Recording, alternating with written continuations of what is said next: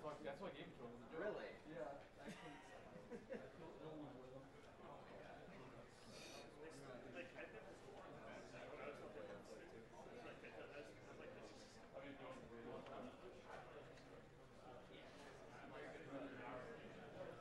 I was really interested.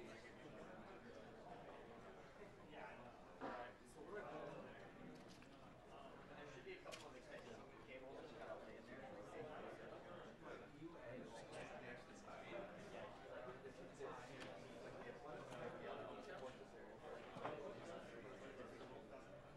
Take a guess. Yeah, it doesn't work right now. Well, it seems like people have had a lot more, there's a lot more work than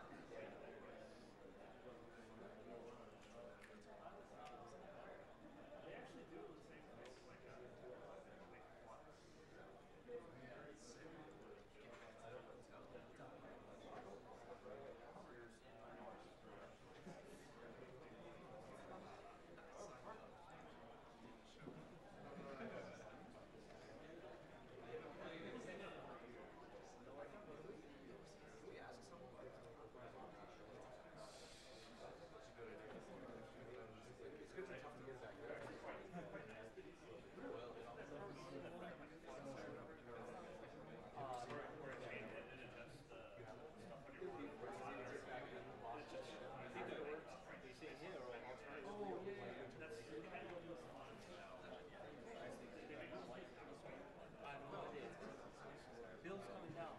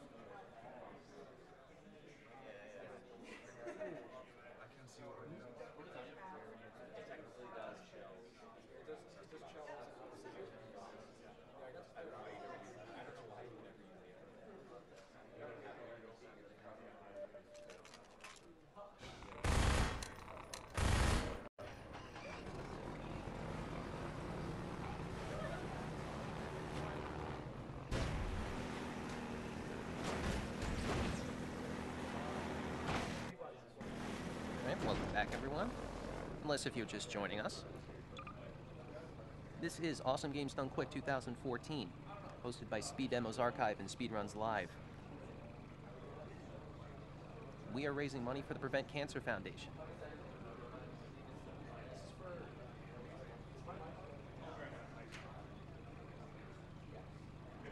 You can get in touch with someone. If you can get in touch with someone, can you ask and see if we can open this at some point and show it off, if that's okay? I mean, it says it's a kit. I'm not sure if you need to build it. Well, because it comes with the stripes. I think those Think are of the only shipping. kit thing It's going to be about a really hard time putting that together again. it. Yeah. Come here. Selfie, come on, let's go. Yeah, all right. All right. Turn around. Wait, yeah, Wrong you way, had wrong to- way, wrong way. Oh yeah, you can't do that because you don't have like a flip thing. Okay, we're good. We're good. What's that? Yeah, I mean, I think I saw somebody walking around with it open earlier, but I mean, what's showed up on screen? has it been out of the box already? I think it has because it's taped up like. No, It hasn't. Like, well, I ordered it from ThinkGeek, so. What's the minimum donation for it? 15? 15? Well, we have mics on, we can at least show it off. And then if we find out, we can open it. Yeah. Half-Life 2 is not a short game. Let's be honest. It'll be a moment to show off the gun. Yeah. Yeah, we got a while to figure it out, so. Yeah. Do we have Not a big microphone on? All right. Right. Oh, check it. Oh, God. Something on the level here? So, Here, I'll- for the source block, we have this kick-ass portal gun is available as a prize. I think a minimum donation of $15 is required to get in on this, but this is a working portal gun. It contains a blank slate, the basic white portal gun, and then it also contains magnetic decals for both Atlas and Peabody colors. And it comes with a switch on it so that you can switch between all three of Chell, Atlas, and Peabody. So there you have it. Yeah, I have one. It really lines up. It really lights up. Yeah. It operates, I believe, on AA's. No, sorry, C batteries. 3 C batteries. C batteries. Yeah, I mean, hey. Portals take a lot If of it energy. wasn't You in the can't do them future, on they'd run out of AA's. batteries eventually because of the dystopia, so they need every battery they can get. All right, are we good to go? All right. Time will start when there's a big white flash. I'll give you the warning. I love this minute. This is like the minute to go ahead, kick back, relax, think about the run. Think about Gordon Freeman and all the things he does. Shine, Mr. Freeman. Rise and shine. Gordon Freeman, Freeman. Wait. Wish to imply you Why have isn't the been G-Man sleeping talking? on the job. It's No me, one Gordon is more G-Man from All right, Black all right. Mesa. One second. Time hasn't started yet. We can do this. Did you set your language to Korean? Because that happens sometimes. Not English. All right, let's see if we get voices because they're pretty cool. All the effort in They're actually the kinda world handy. would have gone to waste. Really? Until Okay. We're only hearing. You're hearing voices. say Yeah. your hour has come again. Voice isn't that quiet now. Well, you can hear the ambient noise. The ambient noise is Yeah. loud. So The right man in the wrong place can make all the difference difference in in the the world. So wake up, Mr. Freeman. Wake up and Smell the ashes. And time starts now. Okay. Wait. He said something. New wine. I heard his voice for a second. This is awesome. But yeah, this is Half-Life 2. It's a bit different from Half-Life 1 in terms of like the pacing of the game. There's a lot more cutscenes, but you tend to get a lot of early movement options and a lot more high jumps and sick tricks. So I'll try and show off the basic form of movement that's going to be pretty much used for most of the game, the ABH, which is you will face backwards, jump a lot, and you'll gain speed as you do so. And this is a glitch in the source engine. This next section is time, so I can pick up this Chinese food box, and it will actually come in handy. But you can kind of see the basics of the ABH, where as I'm jumping, I start getting faster and faster, and it gets to a movement cap of like 3,500 units, which Gordon Freeman is just in space at that point. Now, the reason I have this Chinese food box is because you can do something to NPCs in this game as a safeguard. When an NPC has an object on their head as they're moving, there's a chance they'll teleport. It's not consistent, can't get it every time. Sometimes the NPC will just kind of bonk. Sometimes they don't care, the item will just get knocked away. But during the cutscenes, the goal is to get as many teleports as possible. So this guy doesn't care right now. It's like, all right, I got hit in the head with Chinese food box. But essentially, if I put an object in an NPC at the right time, at the right moment, and the game thinks they're going to get stuck or something, they'll just get teleported forward. Now, this game is action, FPS, lots of movement, but it's also a stacking simulator. One other important thing to remember as he's moving around is the fastest form of movement in this game is backwards. So we do a lot that we can to come up with consistent setups for all of the launches, but sometimes randomness just occurs and deaths do happen. So Yep. There is a pretty good chance at some point that I will just skyrocket into the air. And I don't really have an explanation for why it happened, it just kind of happens. there will probably be several deaths to fall damage just because that's a thing. Yeah. popular. Jordan Unfortunate Case angles program. in high speeds. It's like you can't really do anything. Can't even see where you're going. Another thing, this game is going to be run on easy because mostly due to the randomness, you really need a lot of health to try to cover for the random launches you can get. And the enemies are just brutal on hard. So it's really tough to play this game as a speed game on hard. Plus, all the doors in this game are programmed correctly. Oh yeah, you can't. You also can't get infinity health. So There is no +1 health, unfortunately. The thing with That's what I was afraid of. there we go. There's a teleport. teleport. That was nice. It saves like a second or something. But the thing with enemies in this game is there's lots of hit scan enemies. So Half-Life 1 has has very few soldiers and lots of creatures. Half-Life 2 is mostly the Combine. So what ends up happening is because there's so many enemies with hit scan weapons, Oh, it's nice. kind of hard to avoid it. Do the clips. Yeah, and I just clipped through that guard. He was still getting in position when that cutscene started, so when I got there, so I was able to just kind of like jump and crouch through him. And yeah, that's the ABH. That's basic movement. You just go really fast, really quickly. Oops, forgot to crouch. But the thing is, you go fast, and we haven't gotten into it, but there's something called collision jumping, which will just send you into like really, really high up. Yeah. Also, this boot will be handy in stopping the Combine. It is our first weapon versus them. This part of the game, I can't actually take damage, just because there is no real damage setting since I don't have the HEV suit yet. And if I hit that guy with the boot, he'll stop in place and I can jump over him. Get in here, quick. Keep moving. Head for the... Alright, we'll keep moving. What's going to happen here is I might get this set up, I might not. Oh no, I'm moving a bit too slow for it. So I'll go ahead and show off what I want to. If you don't get the setup here, you just kind of go around the building as normal. But I can take this peak can and climb this wall. And I want to show just some of the glitches that can happen in this game when you come in from the wrong angle. So I'm up here on top of the roof. There's an invisible wall, but I can hop up here and keep on hopping. And I'm going to approach the next section from the wrong angle. It's going to go ahead and kind of mess up the loading of the zones. For example, I go in here and there's stuff now, but the outside world is gone. I want to pick the guard here with this box so that can hit me and knock me out fast. Over here! Ha, no, you don't. And now we're in a cutscene. We're in a cutscene for quite some time. Dr. This Freeman, is Alex. I presume. She ruins runs. I better hurry. A lot of this The game is learning how to Combine can be manipulate slow the and AI right, and once just they're up, getting them you to don't do wanna stuff get as in well their as way. landing those teleports. Where did that box bounce? There we go. Teleporting objects tend to be better if they're flat on a surface.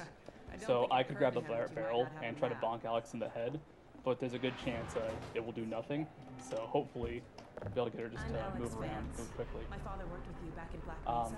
I don't think there's anything Not else sure you don't important for the remember me, cutscenes. Oh, not every teleport is useful.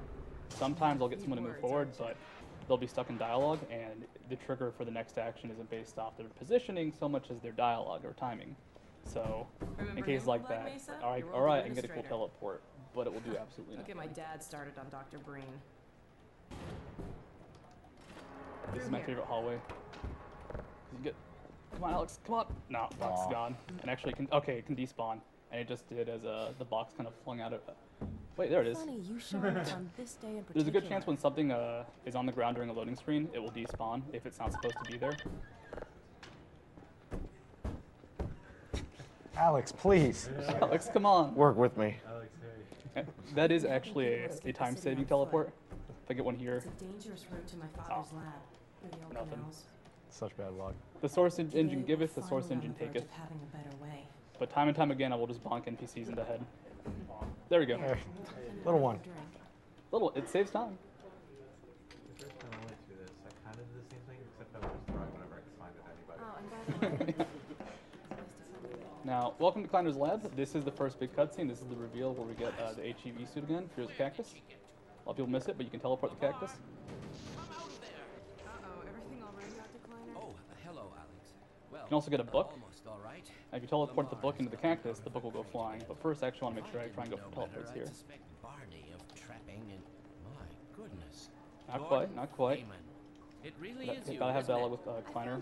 Also, in the segmented run of this, pretty much every cutscene involved just staring at We owe a someone's great butt. deal to Dr. But Freeman, I'm gonna try and even avoid if that trouble just does for a tend change of to pace. follow in his Shout out wake. to Matt Mo. Streamer, are you like 12? I must say, you're a newcomer to Yeah, this very is like this is opportune teleport time. city. You have to get all the teleports Alex here. has This is just like the installed worst. the final piece This for is our actually a good resurrected reset point teleport. because if you don't get the teleports, all that time builds up and you can be plus 20, plus 25 just from bonking NPCs in the head run. Here? There you are. Man, Gordon, you stirred up the hive. We can't keep him here long, Doc. It'll jeopardize everything we've worked for. Don't worry, he's coming with me. By the way, this works in real life too. You should try it on all your friends. We'll inaugurate the new If you walk up behind someone, hit him in the head with a book, they'll probably move forward. Because I still have nightmares about that cat. No. There's actually a lot of really cool details in the lab. Like, for Valve, this was going to be the first introduction to a lot of the physics stuff. Like, you're in this cutscene, you're in this cutscene for a long time, you can do stuff like check out the book and just see what's going on. So there's a few details, we'll check them out in a bit. And some places you're not supposed to be able to I've access. got to get back on my ship. Well, I'm trying to start moving so I can block them some more. Yeah. There's a chance that the item will just drop if you go for the teleports. Which when it happens, it's a little bit annoying because you have to pick it up again. Here we go. And there's Lamar. Get it off me. So really quickly I want to go ahead, charge up my suit, because it skips a line of dialogue if I don't do it later, Certainly not. or if I don't do it now. Never fear, Gordon. And you can jump up here. She's Here's Lamar. and completely She's harmless. DB, completely The worst harmless. she might do is attempt to If you jump up here, you can go ahead and clean up Connor's lab a bit. Walk on a computer, they'll send it flying. Yeah, my pet. Hop up. Like I can just see jars floating around. No. And like, No. Careful, Lamar. turns out Lamar Those are quite fragile. can walk through stuff. Oh, fine. It'll be another week before I can coax her out of there. Yeah. Go back to the teleports, gotta have your book handy. Barney, you're not an animal person. Coming up is my Well, Gordon, favorite I line of see your dialogue HEV in the suit game still for the sole fits you reason like a that glove. At they least actually the printed glove out. parts do. He's describing our I've suit made to a us few and all the cool modifications, qualifications. but So I'll when he just pulls out this acquaint you binder, with he's gonna the start reading from it. Now, And let's see. for some reason, they actually put the line he says on the binder Mark in V very, very low hazardous resolution environment font, suit and has then been gibberish. redesigned for comfort So like and utility. the Mark V hazardous Oh, suit, dear. Doc, we don't have time for has been redesigned for comfort, but The show on the road. for some reason there's no other dialogue. Like it's that weird combination of putting in attention to detail but forgetting the rest. This is the big moment of teleports. This will make or break your red letter day. Alex will look at you for a bit. Come on, Alex. You coming? Oh no, the book's gone. Oh well, whatever. Alex, she can take the book with her. Why don't you position yourself near the panel over there and wait for my word? Isaac, are you there? Yes. So this is another cutscene, but interestingly enough, You'll never guess who this found is its way super into our unskippable, like to the point where if I can clip outside that window, which is where I appear next, I would actually just be in a void of nothingness because you don't finish this cutscene outside this door. There's a separate copy of this place that you finish the cutscene in. Yeah, there's actually 2 Kleiner's labs. Yep. And that's the case in a lot of Valve games, not just Half-Life 2. It appears all over the place. Anytime the lighting changes, usually the lighting doesn't change. You go to a different part of the map. Now, I just landed on that part of the vent, and when Lamar comes out of there, it's not going to make any sound. Small little bug. It's kind of neat that it's triggered by anything. Which, I mean, if a headcrab can trigger... Oops, I forgot about that. If headcrab can trigger that sound, then... You gonna let Gordon throw the switch? Why can't Gordon? This is frame perfect, by the way.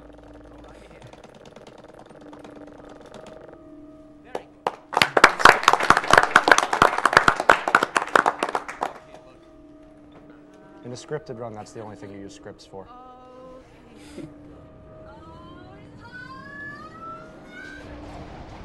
Legitimately, I actually love this cutscene. When this game got released, like, it was holy crap. I'm in this city. I now have the HEV suit. There's teleportation. It's actually back from the first game.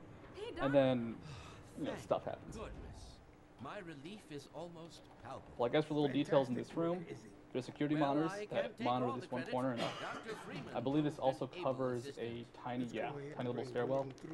And it just triggers between those 2 things. Lots of just random little details in the lab, like science gibberish. I can see your MIT education really pays More for monitors. itself.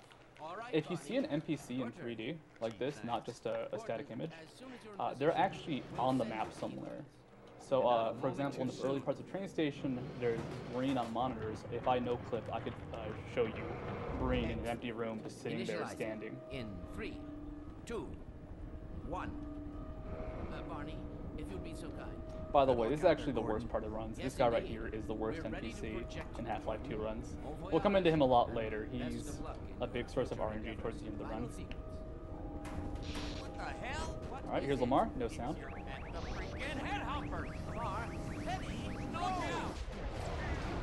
Now welcome to an interesting state. Right now I'm in the teleportation state. I'm really slow, but I can sprint. Now if I sprint, just hold down the sprint button, it actually drains my sprint. Also if I crouch really slowly. And then when you pop into other sections, uncrouching, you kind of like fall to the ground, then rise up steadily. Also, the time I believe is a little bit past 12. Now, this movement doesn't really matter, except the sprint. I can actually stop watch the game if I'm sprinting, entering the water in a bit, and I'll start drowning and the game just bugs out and you can't proceed. So, for obvious reasons, I won't be sprinting. This is a major plot NPC, and here's a big fish. Now you might think Studio just putting out the time on the clock as a little detail, but that's actually how we accurately time our runs. We look at the clock again when we get the brain slide at the end of the game.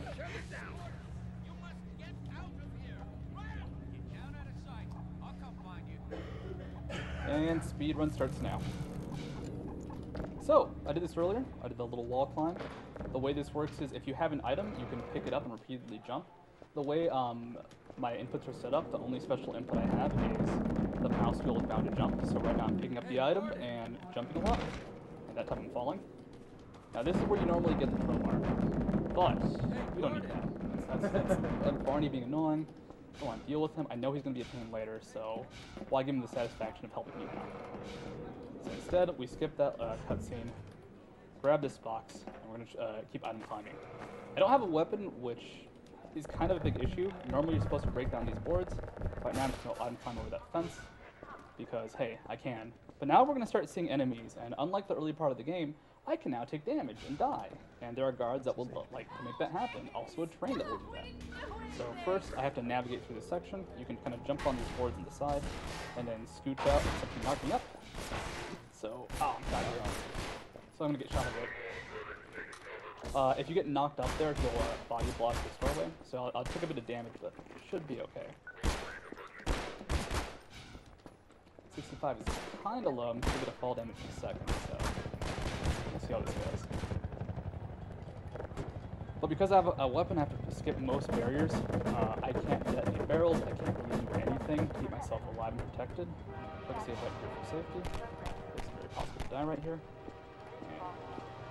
And run out, hit a wall, and we'll go ahead and skip a bunch of train shenanigans. That train can't hit you and kill you. It's also very likely when you run by a part of the wall, you'll bounce. Now we have a gun. We don't have ammo for the gun, but we'll get some in a bit. I think I have just enough to break open the box. If not, I'll try and get some from the NPC for safety's sake. So that train is frozen in time. There's the box. This box is handy, of course. You can use the item climb to avoid lots of annoying barriers, annoying situations. So get the ADH here. There's lots of just random trees that are used for background effects, so they'll block you up. But I have to go around here and trigger a loading zone. Now this is also. Sorry, go ahead. I'm gonna say this is all supposed to be like cleared out with a crowbar, so you have to find alternative routes. In this case, it is struggling to get on the train. Now when you see him ABHing, if you see the screen twitching up and down, that's because he's spamming the scroll wheel as fast as possible. He's got a jump down to both mouse wheel up and down. Yeah, this game is actually a bit of an endurance run because my middle finger will get very tired at the end. So I got some ammo. Normally you would just kind of run past that guy after you kill him instead of going for the ammo, but for safety's sake, picked it up because it'll be useful in a second. So the big part of this game is like the major tricks and like lots of little bits of weird work. Because you can run through this game, do the big tricks, get over the time. It's about optimizing all the little stuff. With the ammunition, I was able to open that box and get some help.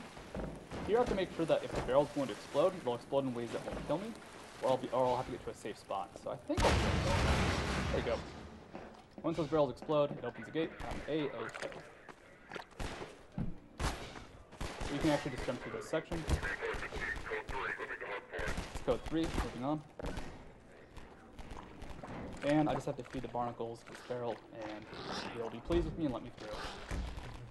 So there's a bug here. You can sprint when you're in the water, and you go fast in the water, but it also uses, I think, twice the energy.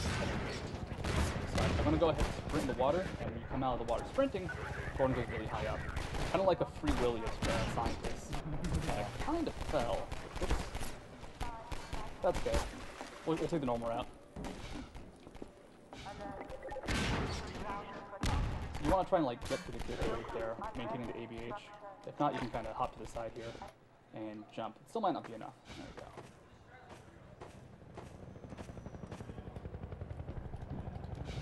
Skip the seesaw puzzle. I know. It's my favorite puzzle. If you follow the seesaw puzzle, you actually still don't have to do it because you can use one of the concrete blocks that you normally use for the seesaw puzzle to item climb out. This game has a lot of backup strategies. Like, there's usually a major trick and then 3 backup strategies. There's something that would normally go wrong. Because I don't have a crowbar for this section, I really need to use that crowbar. If not, it just takes too long. Okay, once this guy hops down, I'll move forward and proceed with looting stuff. If you do it before he hops down, you can just stand there, wait for Gordon to appear in that spot, and save some time, activate the trigger in advance. Also, this game has profanities, so if you're afraid of profanities, cover your ears right now. I don't think that go. Okay. So Root Canal is a really cool section that's more of a running gun than Half-Life 2. And the running gun sections in Half-Life 2 are very, very fast-paced, a lot of action in the sense that there's enemies that kill you, and enemies that will slow you down. It's your job to avoid or murder everybody. You get over that little, what are those called? Like a wooden pallet, that's what it is. By looking to the right, looking to the left, and kind of moving around as you jump.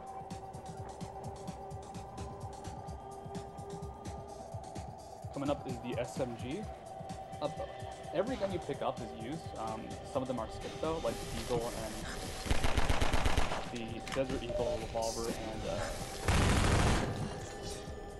the pheromones for the antlions. But pretty much every gun you pick up is used at some point, just because there's some alternative fire or it's just killing people. Can you skip the Alex gun? Yeah, Alex gun is. So right now I need to item climb. This is actually one of the harder item climbs in the game if you're not fast. I have to turn the flashlight on to see where the barrel goes, because this game ends up being too dark right. You hear the barrel keeps down to the right. But I'm climbing up this wall and there are manhunts slowing me down. Luckily it didn't hit me.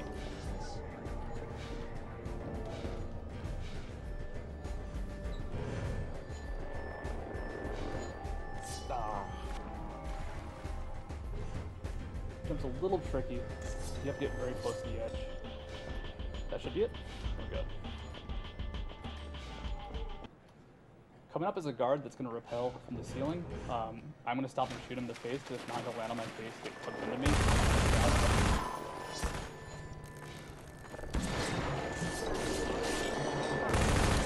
The manhunt scares can get out of control pretty quickly. Luckily, I avoided them, but they can just kind of swarm Gordon, and you can't get off the ladders very efficiently.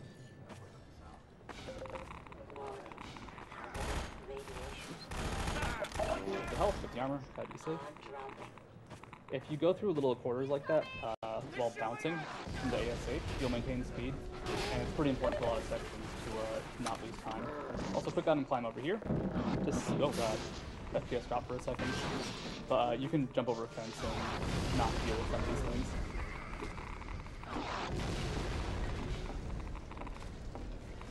So, welcome to the airboat. A lot of people hate the airboat. I'm not a huge fan of it either, but that's because in speedrun there's some very nasty things you have to do with it. However, when you get to the airboat, there's a cutscene, but if you bounce off the barrel, you can normally get out of it. There you go.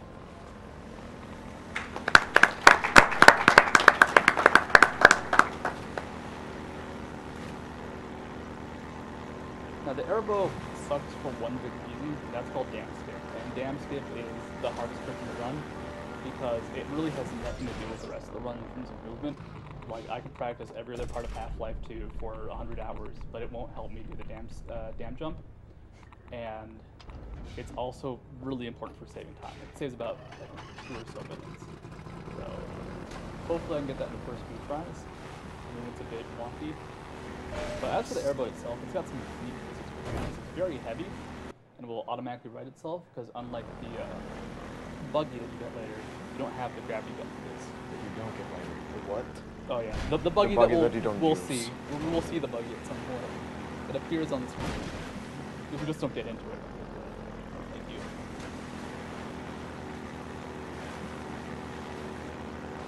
Cruising in the boat is actually kind of slow compared to AVH, but we need the boat for skipping speed, so that's why we're doing it. Yeah, there's actually unfortunately a trigger later that you cannot get past unless you are in the airboat. Or you have a portal gun, which is not likely in this game.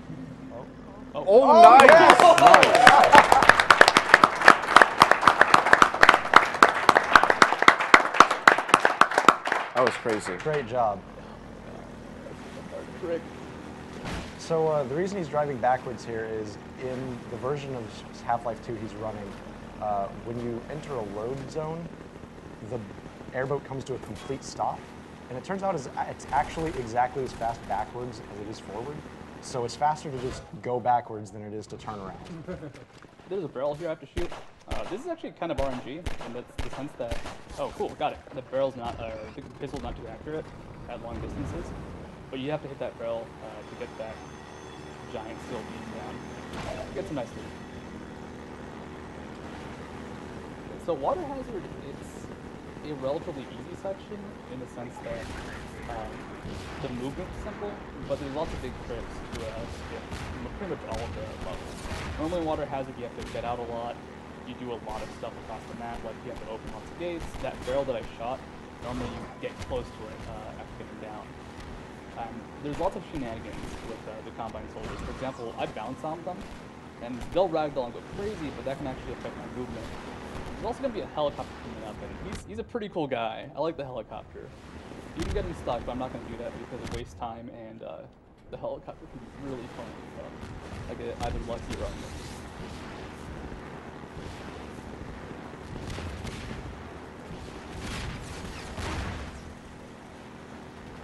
We have time for a comment. Alright, first I'm going to let you guys know that after this run is a portal, and there is a donation incentive for which type of run is played. Currently, Inbounds is in the lead with $3,146, but Out of Bounds is pretty close behind at $2,518. I'm going to pimp out Inbounds because I know that's what a lot of runners have been going for. Like, Inbounds run is a super cool and then a more recent focus. Out of Bounds is also a cool run. They're both amazing, but I'm going to recommend the Inbounds. Also, there's a trigger right here that will close the gate if I walk into it. But the way the boat works is that animation of me getting into the boat.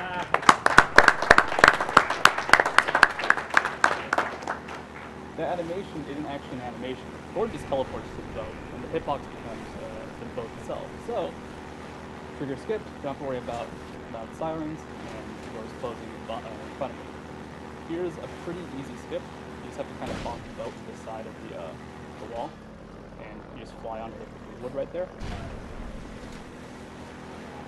And it's the helicopter. I love the helicopter because he's a jerk. He is all your best friend in too. He's going to drop bombs, and those bombs are either amazing or horrible.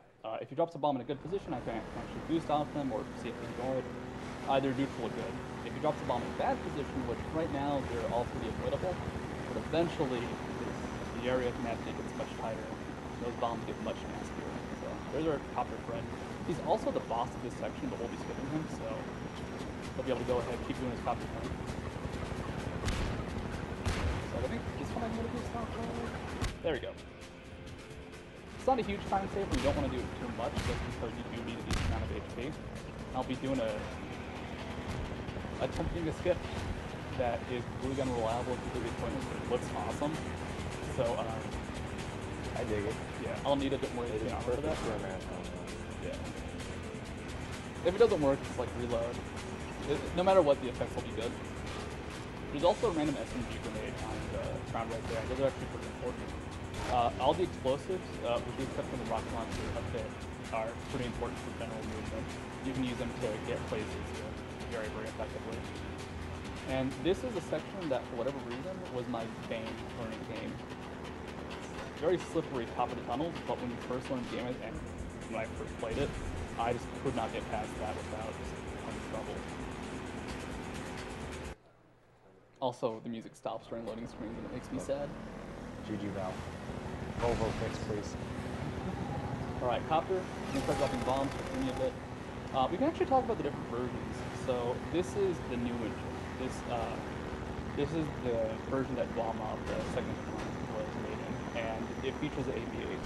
What happened was was it Portal 2 or Portal 1? Not Portal 2, Episode 2 or Episode 1? Episode 2 is the first one. Episode 2. They took out bunny hopping. And the way they kind of safeguarded against it was if you're moving too far or too fast forward, the game will slow or give you negative velocity. So the reason I'm moving backwards is because, well, I'm moving backwards and I get negative velocity. Guess what's good for me? Also, I have no idea if that, I think that lost time, but whatever. The bombs are going pretty crazy right now. There's also times where you'll see him moving sort of diagonally forward and he'll be gaining speed like ABH. The reason that works is because since you're holding the back key, the game thinks you're trying to move backwards, so instead of subtracting velocity, it adds velocity. And since you're going forward, that's good. You go forward faster. Okay, this is where you get bad bombs. You can actually peg you out of the air doing that jump, which is awesome because you lose all control on the below and waste a few seconds. But actually, it was pretty nice all around.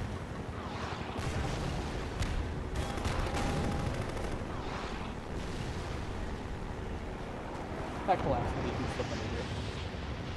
And there's going to be a tank shooting missiles at me. I'm just going to juke right and left, and the missiles will home in on where I'm going.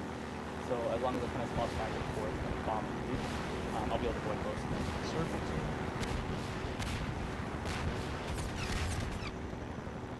It's actually a good amount of HP and armor for boatless, which is a section of water hazard without a boat, and that's where you get some aviation. This will be the beginning of the fast and high movement. But first comes the skip to the store. I'm trying to fix it right here because this is super just weird. I get a grenade. Uh-oh. This'll work. And we went the wrong way. Oh well. Ouch. But that's okay. That's all I want to show you guys, that if you put a grenade on the airboat, it goes crazy. Problem is, that deals a bunch of damage. I would have to go pick up health and armor later on, and it uses a grenade. So we need the ammunition. Instead, I can just go ahead and climb up the wall, push this washing machine in. That's a washing machine, I think. Top loader. And that will go ahead and lift up the bridge, or lift the bridge. You just drive over normally. No barrel roll, reset. You can get over some places with pretty insane movement with the boat. All right, this is called the I think boat skip. I'm gonna ram this boat after break every box as much as possible. All right, I think I break. Oh no. Sorry, guy. And kind of ease it out here, and then ram myself into the wall. And nice, first try.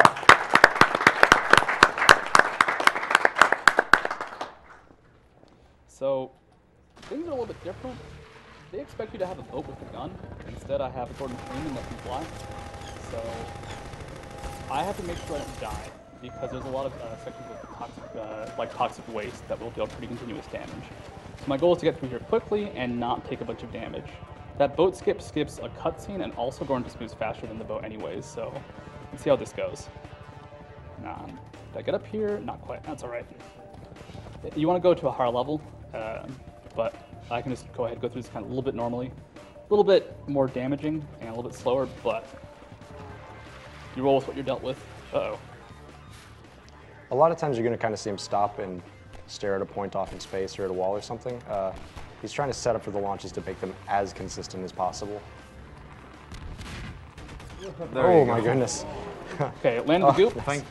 Yeah, thankfully there's like acid water right there, so. Oh yeah, if you land on water, you don't take any fall damage from Yep. landing in that. it can be the smallest puddle, but as long as there's water or toxic waste, I guess you're Yeah. A-okay. Yeah, Didn't quite get it. There's a nice little boost you can get here. If not, there's backup strat will do. The ASH is a little bit awkward on surfaces like this, but you can go ahead and pick it up Nice. there. And it's actually pretty good HP for boatless. I'll say he'll take a bit of damage from this guy. Also, my secret is I'm horribly inaccurate at FPSs. This applies to everything. If you're seeing me on Counter-Strike, I'm a free kill. Hey guys. Pick up some armor here for safety. And let's see if I can maintain movement. This is a very momentum-based section, so if you start going fast, you can keep going fast. But you need to make sure you don't die, which is the crucial part of this. Lost my speed a bit, so I'll just be safe. Pick up the health back here. And very specifically around this corner, I'd say is when things get pretty ridiculous. Some missiles are coming that might knock me back, which would be unfortunate, but I can deal with it. Oh, completely stopped me. It's okay.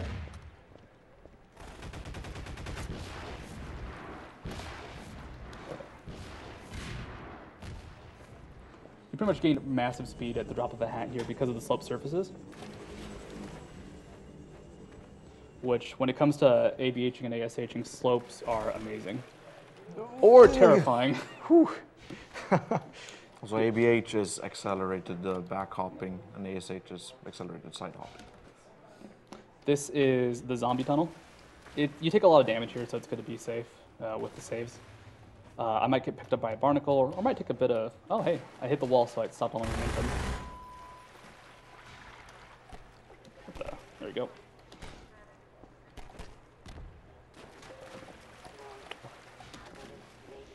A lot of the movement, it's kind of changes Gordon's positioning and facing, so it's hard. It's actually really hard to go in a straight line. Plus, the way I'm mashing on the scroll wheel makes this mouse very unstable. It's actually an issue I had practicing for the run. I've never used this mouse before because I was dumb and left my mouse at home. But it's got really good scroll wheel, but it's a little bit lighter than what I'm used to, so it's kind of hard to keep it steady.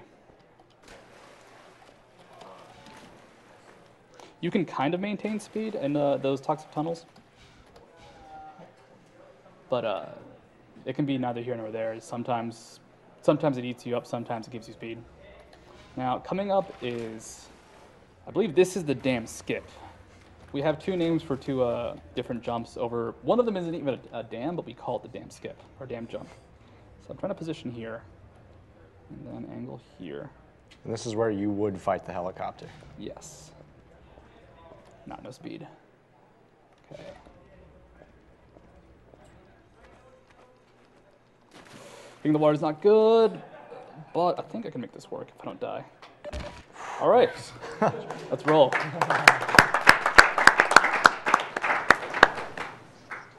I'd still die. No, we're good. Nice. That 9 HP though. Yeah, 9 HP is pretty terrifying. But it's okay, there's a long cutscene coming up. Yeah, there's a long cutscene coming up, and there's health packs pretty early on in the next section. Yeah. Actually, we have pretty good time for a few donations. All right. We have a $250 donation from David Damn. Fry. Oh, I know that guy. That guy's awesome. Studio, it's David. Beat your record and we'll make you the first cognitive speedrunner. We'll donate again later in the run. Yeah, that's the owner of Cognitive Sports, or Esports, a really cool, or Cognitive Gaming. I'm forgetting their name now, and I feel bad about that, but very cool dudes. You'll have to forgive the scanning process. We can't take any chances. We also have a $500 donation from Morton Svenvig.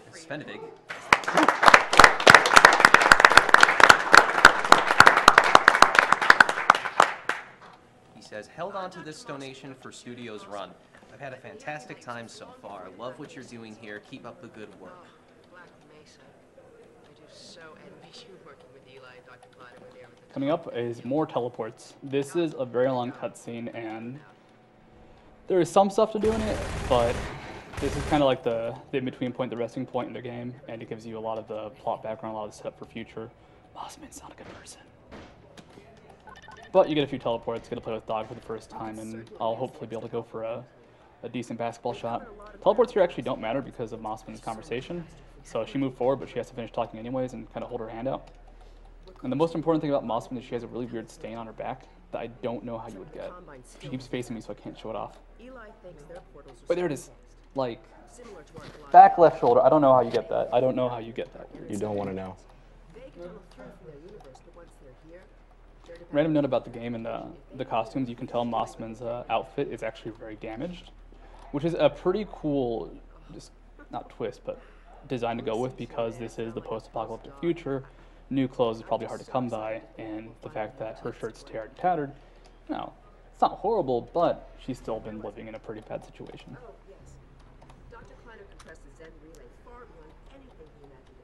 Runner, can I make a confession? My daddy's watching.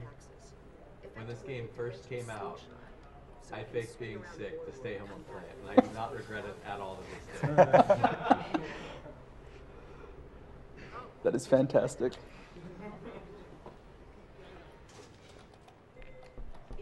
You made the right choice. Fighting the good fight. Okay, here we have our jars of supply. This will be the teleportation object coming up. There's actually lots of cool details here. Like if I look for that portrait for a long time after this dialogue, Eli can tell me about his family. You can teleport the Vortigaunt. Also, Vortigants have weird holes in their butt.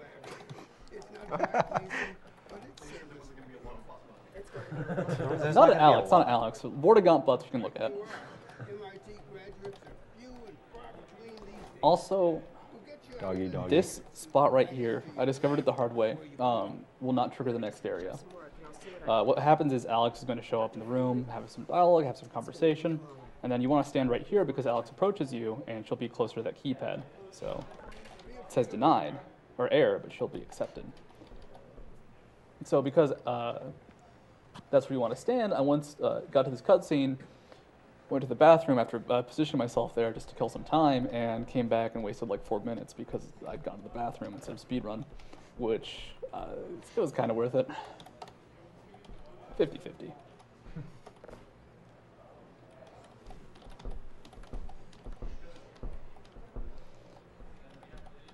Quick reminder, there are a couple of prizes available during this run. A slow movement to pick it up. See right there, there is an actual portal gun available. Over this way. Oh wait, no. Okay, that works. See, I was right. If you donate $15 between now and the end of Portal 2, you are entered in a chance to win that portal gun. Put on your mic cable. Also, if you donate $5 before the end of this run, you're entered for a chance to win a Half-Life poster or a head crab plushie. Take a look at this, Gordon. And if you donate $10 or more, you can win a Gordon Freeman head vinyl decal.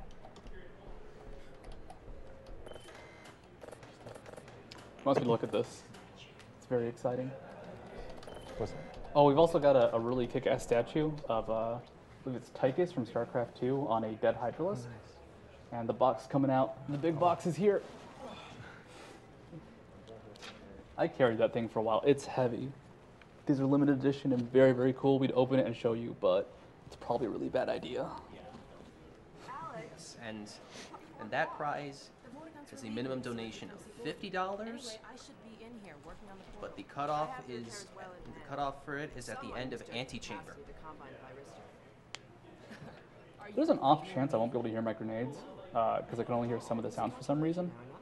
So if that happens, that might be a problem, and it'll happen in Ravenholm. By the way, Ravenholm's super bugged out and crushed. We get through there really quickly. I think. Alex, why don't you take Gordon Oh. Huh. I can hear it just fine. Sure. Come on, Gordon. Should we take a second to change it to stereo? Zero-point energy field manipulator is not a toy, Alex. 2 speakers. Okay, I don't know then. Don't know. All right. I guess unpause now. Let's get out of here. Oh, by the way, this object's pretty cool. You want to flip it or teleport with the backside, but if you drop it, it flips over naturally. So I see you've met Dr. Mossman. She's one of the main reasons I spend so much time outside. Coming up is possibly the worst hallway in the game for teleportation. Oh, it's so evil. I'm just gonna go crazy and just try it non-stop because it's funny, but there's a chance that Alex will teleport to the other side of Gordon, but only on the side. There's a chance that Alex will just get blocked and stop and do nothing, and there's a chance she'll actually teleport forward. So we'll see what happens. It's just a fun hallway because if you actually get the teleport, it's a big time saver. If not, you just kind of stall her as you bonk her on the head a bunch. There you go, like stepping to the side. She can get under the vents. You can kind of see the, whatever this is, get stuck. And, whoa. Okay! All right. Thank you, Alex. I'll mention it.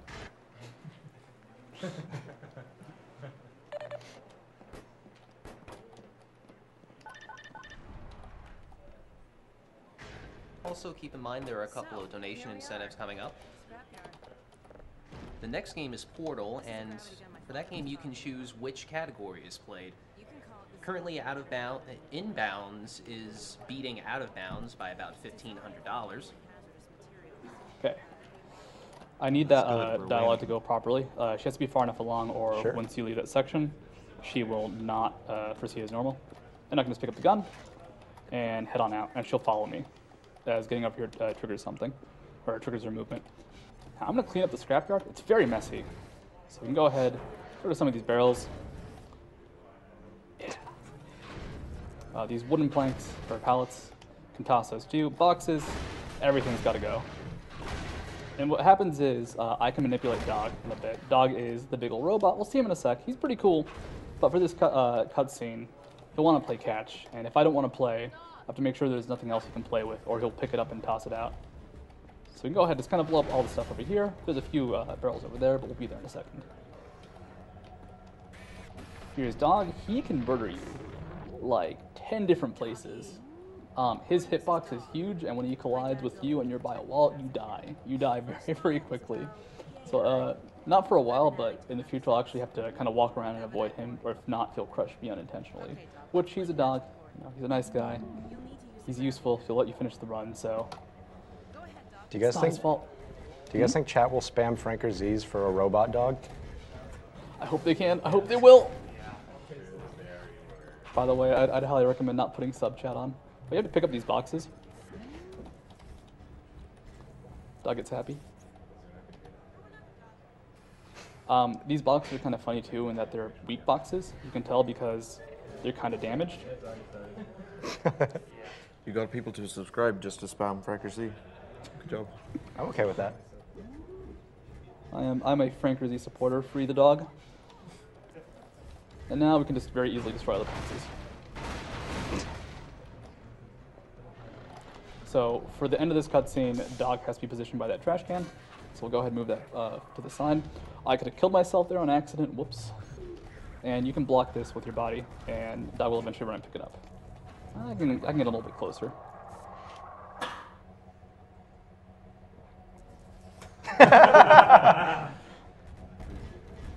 Wait. All right. Wait, where'd it go? That's good. He's actually in a good position though, so all right. We can play catch with him.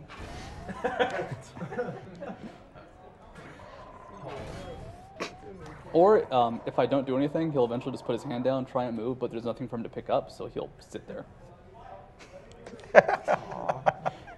And that judder is him trying to find a way to do something. You can play catch here. You can not play catch. It doesn't really matter. You just kind of have to wait for Alex to say something. Okay, there's a line of dialogue. So let's go for this. Okay. You can do it. I practiced this, but I don't know if I have the dunk in me. Oh no. Too high. Oh wait, what? Oh god, he found one of those. Oh, he got attracted by that. Okay. I actually couldn't get a line of dialogue Alex said, so I didn't know which cutscene or part of the cutscene we were at, so I kind of went for the shot a bit too early. Yeah. There's two lines. One is throw something heavy. The other is too high. The other is, I believe it's, I didn't tell you who would do the catching. So we're in the escape sequence of Black Mesa East. Grab some paint cans. Wait, no, go away you. Actually, get out of the way. And the paint can's pretty cool, because I can do this. But this is magical paint. In a second, we'll reveal its true power. Thank you, dog. He's right here. This is actually kind of like a cool little reminder of the old visuals. That was white paint before, and if I shine my light on it, it's pure white. But now it's white, yellow, and orange. This is because it's supposed to be absorbing the light, but it just kind of freaks out and gets really cool streaks.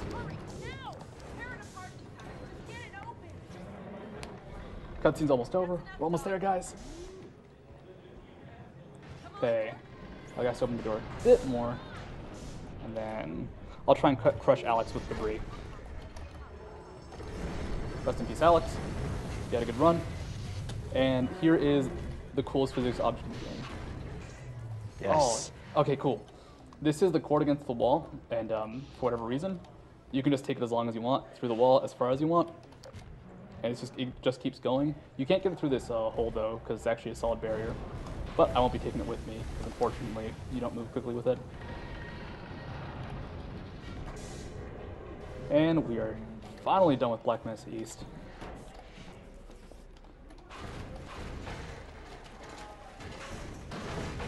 Oh god. And on to Ravenholm. One of the scariest levels, pretty much in 2004, because out of nowhere this game became a horror game. I have 9 HP, so I have to be a little bit more careful.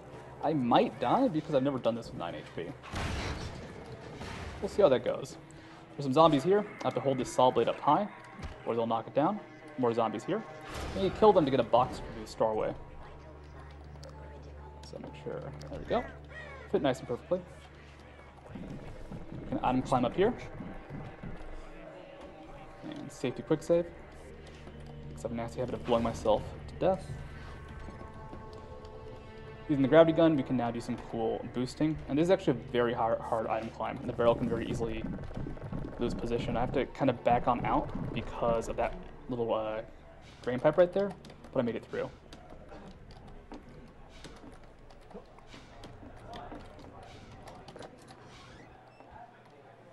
But yeah, that skipped a huge chunk of Ravenholm right there. There's a head crab. He's dead. Here's some health packs. It's actually quite a bit of health. 3 health packs is a lot to be kind of contained there. But this game is very nice when it comes to safety healing.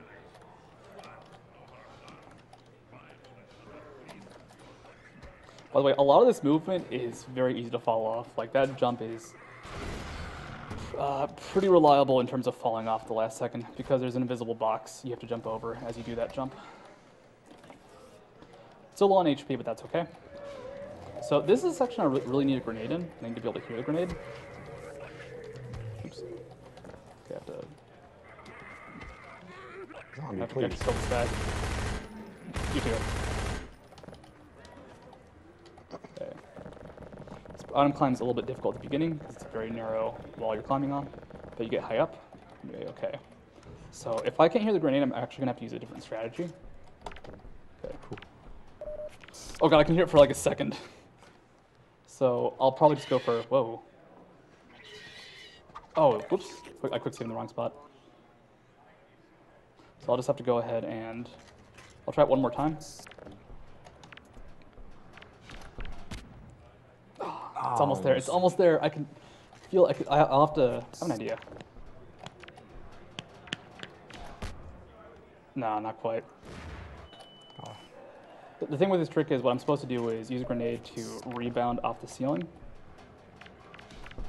but the timing's relatively tight, and I would land over that fence. But without being able to hear the grenade timing, it's incredibly difficult to get that trick. So instead, I can just kind of try and do an old trick.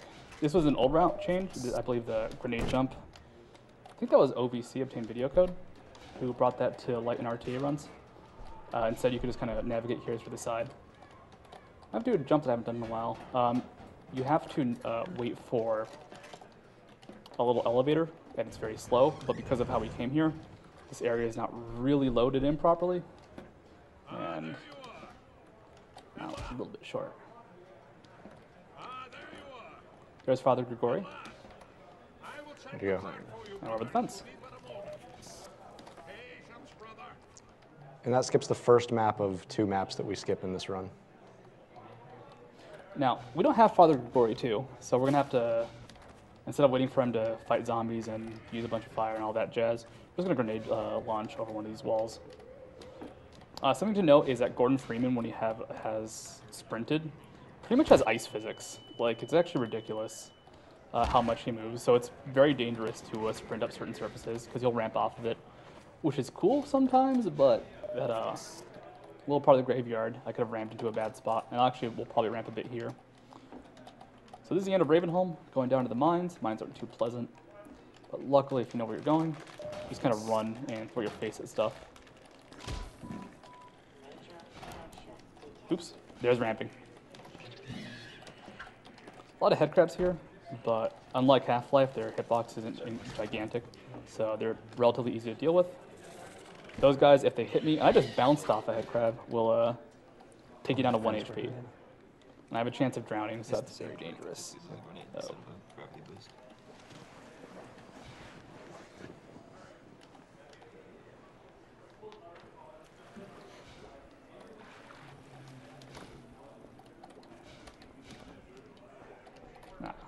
So up here is a very odd section to ABH in, because if I go to the side, I'll kind of slide up rather than jump up, but you maintain speed, so hey, roll with it.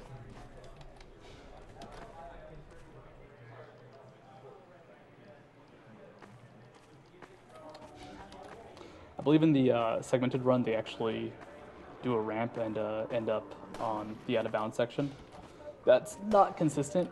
The segmented run of this is amazing, by the way, and there's a bunch of source runners behind me that help make the run and help build the source community, so it's cool to have them.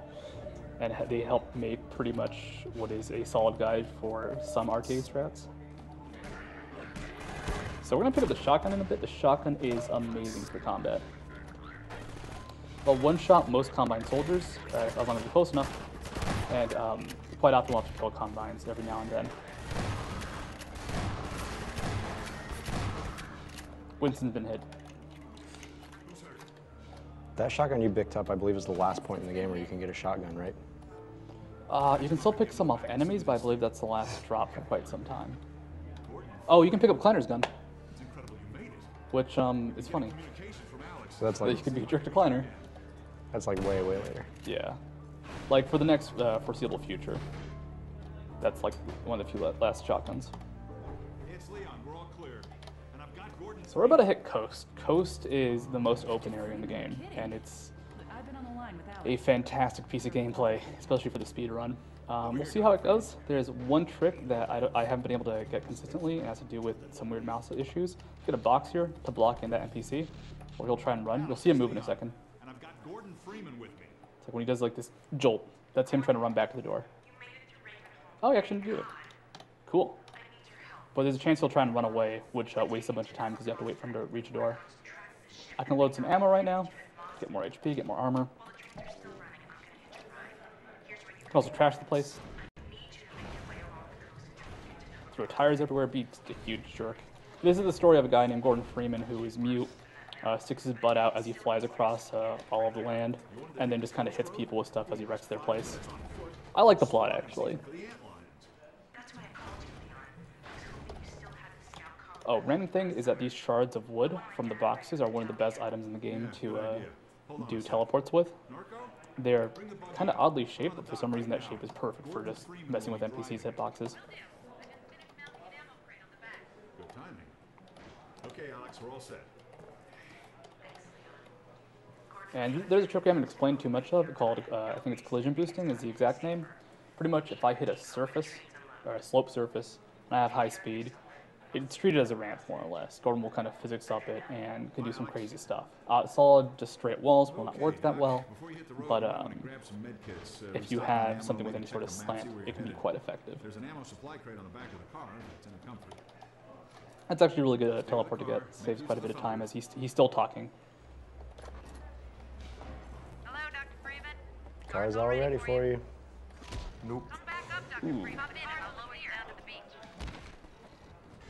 A little bit too much damage taken, but luckily I'll be able to heal that back up.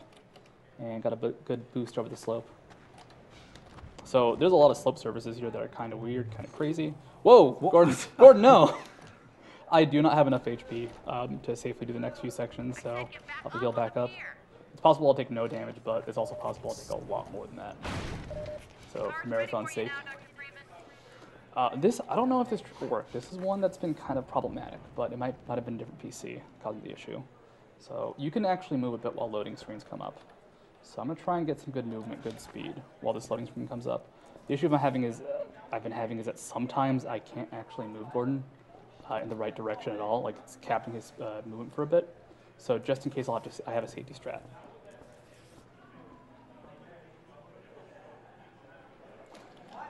Gordon, no. There you go. No. Oh. Bit off to the side. But I think you're getting the general idea of what's about to happen.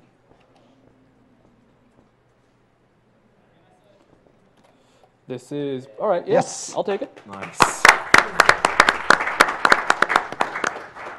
Uh-oh, Gordon, no, Gordon, no. That's okay. So it's actually faster to load the autosave here and cross the ocean again, if you have good speed, rather than, whoa, it didn't say my input.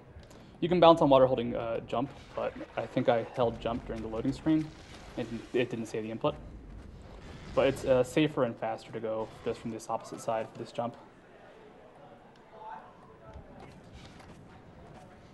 And now the goal is to minimize fall damage and just get places fast. I'm moving fast enough where even though I'm not like going off huge drops, the slopes of these, or the slants of these hills is enough to take fall damage. For safety, there's a bunch of armor here. I'm at 100-100. I will take a lot of explosion damage from myself specifically, so that'll be useful.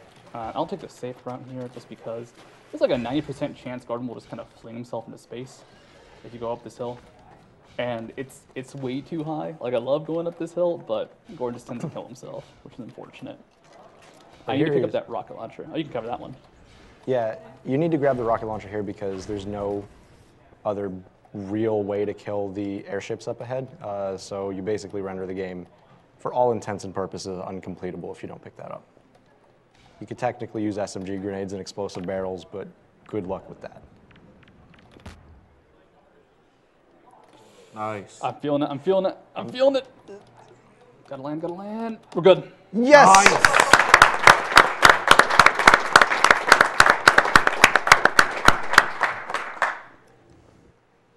So pretty much all of Coast can kill you if you mess up any trick. There's a good chance that I could hit a rock right there and ramp either to an amazing spot or a terrible spot. Oops. Stop that. Let's see. This is an interesting surface because as far as I can tell, no one has a good reliable setup for getting up here. So I'm just trying to get a little bit of speed to, not quite. Let's see, let's change its positioning a bit. But like with that surface, I can bounce up and do that. There you go.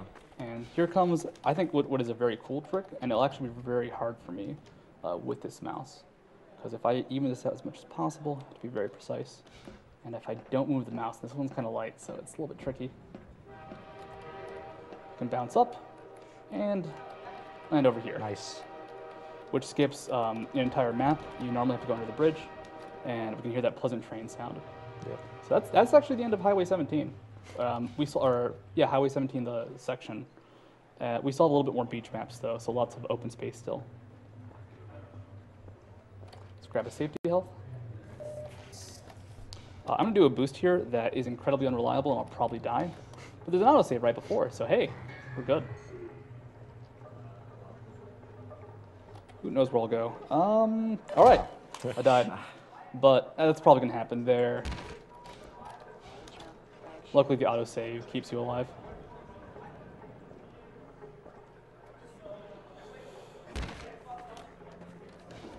I can hear Niglaria all the way over here. It's pretty good. Okay. Gotta find more positioning here. Get a little bit far to the right. It's kind of the same thing as before, where I have to make sure my mouse is completely straight.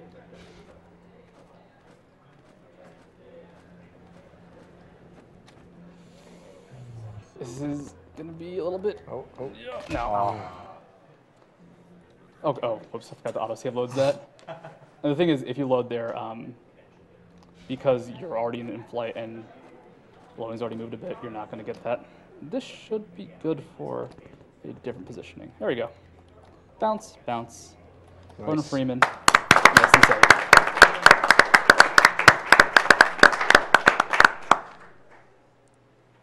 There's like 3 different setups for this next map. 2 involve SMG boosts. I like the just jump up here. For some reason, I only do good grenade jumps if I spaz out right before, by just moving my hand really quickly. Not quite. Let's see. There you go.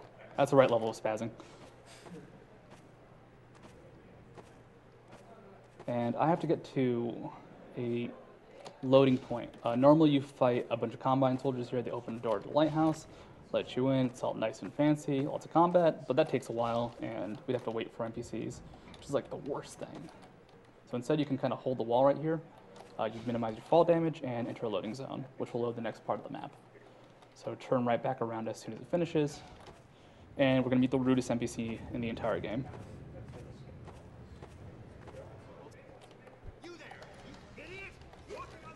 Guy's a jerk. I don't think anybody here can hear it, but chat should realize how big a jerk that guy is. Okay. I'll take some damage here. It's okay. This might be less okay. There we go. Those are the antlions. We've seen them a bit.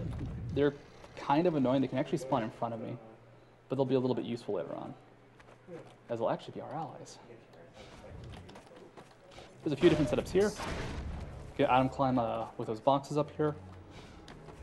Use a grenade here to jump onto an invisible wall, or you can ride the ceiling, or ride up like a weird slope. Now, here I have to go a little bit slower, because if you sprint, you'll probably run off. So safety first, guys.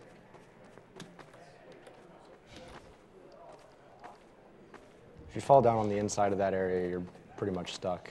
Yeah. The area where he was being careful. You either die, or you soft lock and you're stuck in position, because you're actually in the roof of this section. This is supposed to be a transition from day to night, so I believe they don't let you see the sky. Also, I'm moving really fast, but it's hard to tell. Let's see if I can get a good fall here. I want to try and land in a roof. It's a bit risky to go with 8 HP, but it's risky to go with 4.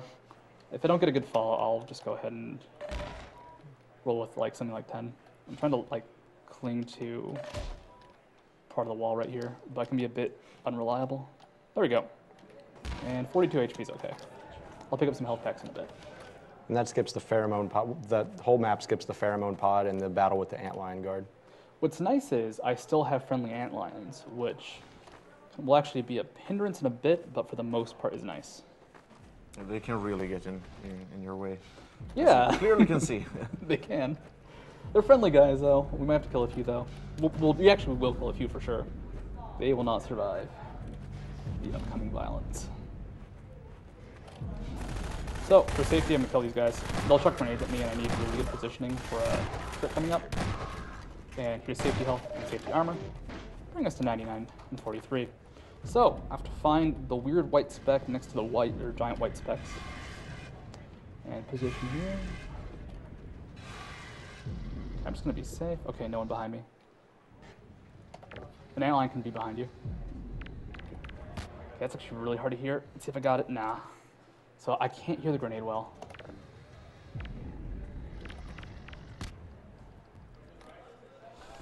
I think this is good. Nice. Can I survive? Yes.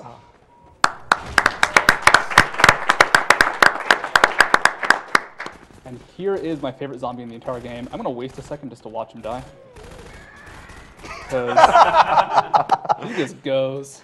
All right. Enough of that guy.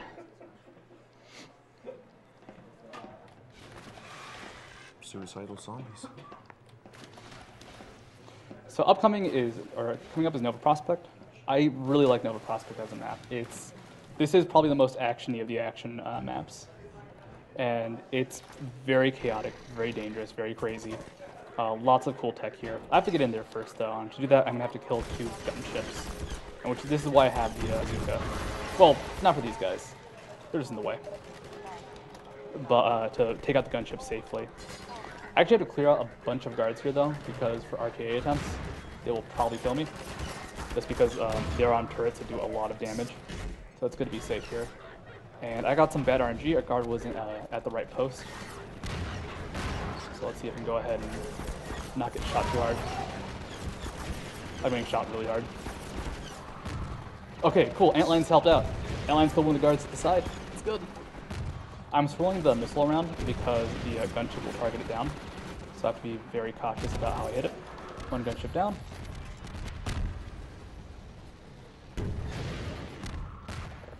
I've been a jerk. Second gunship's about to spawn. Oh, you got it. It's kind of hard to get that first shot on him because he will, whoops. He will go ahead and knock or he'll be so far away that the missile can despawn. By the way, it's actually a really good AI on the gunship, so it'll target barrels that are near Gordon. And I'm gonna go ahead, pick up a safety health, just because Nova Prospect involves a lot of damage. And better to be a live Gordon than a dead Gordon. Here's some fire. You can turn it off, but we're men. This door is triggered on a timer. Once the loading screen comes, I can open it up. So until then, I can kick back and relax.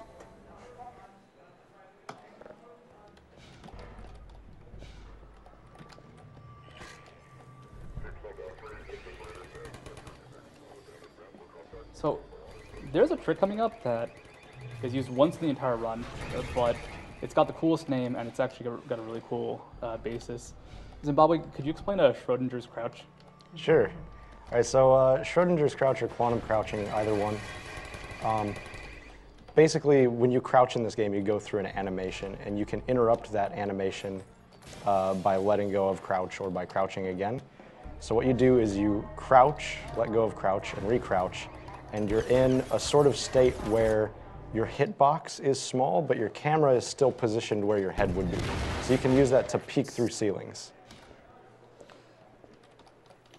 We'll be in a state of crouching and not crouching, and the only way to check will actually destroy the crouch. So,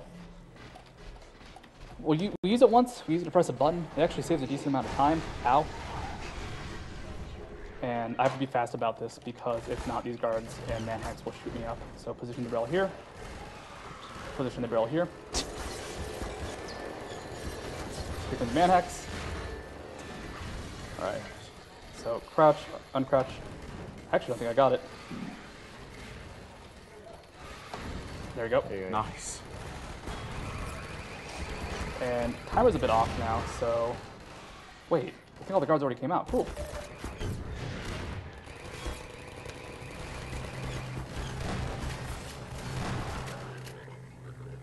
Wait for it.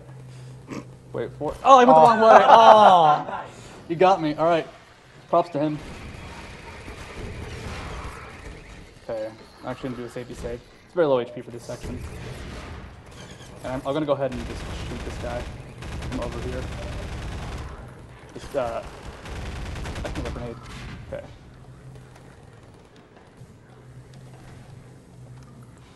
If I'd made the jump to get over, I would have been okay, but unfortunately I made that mistake.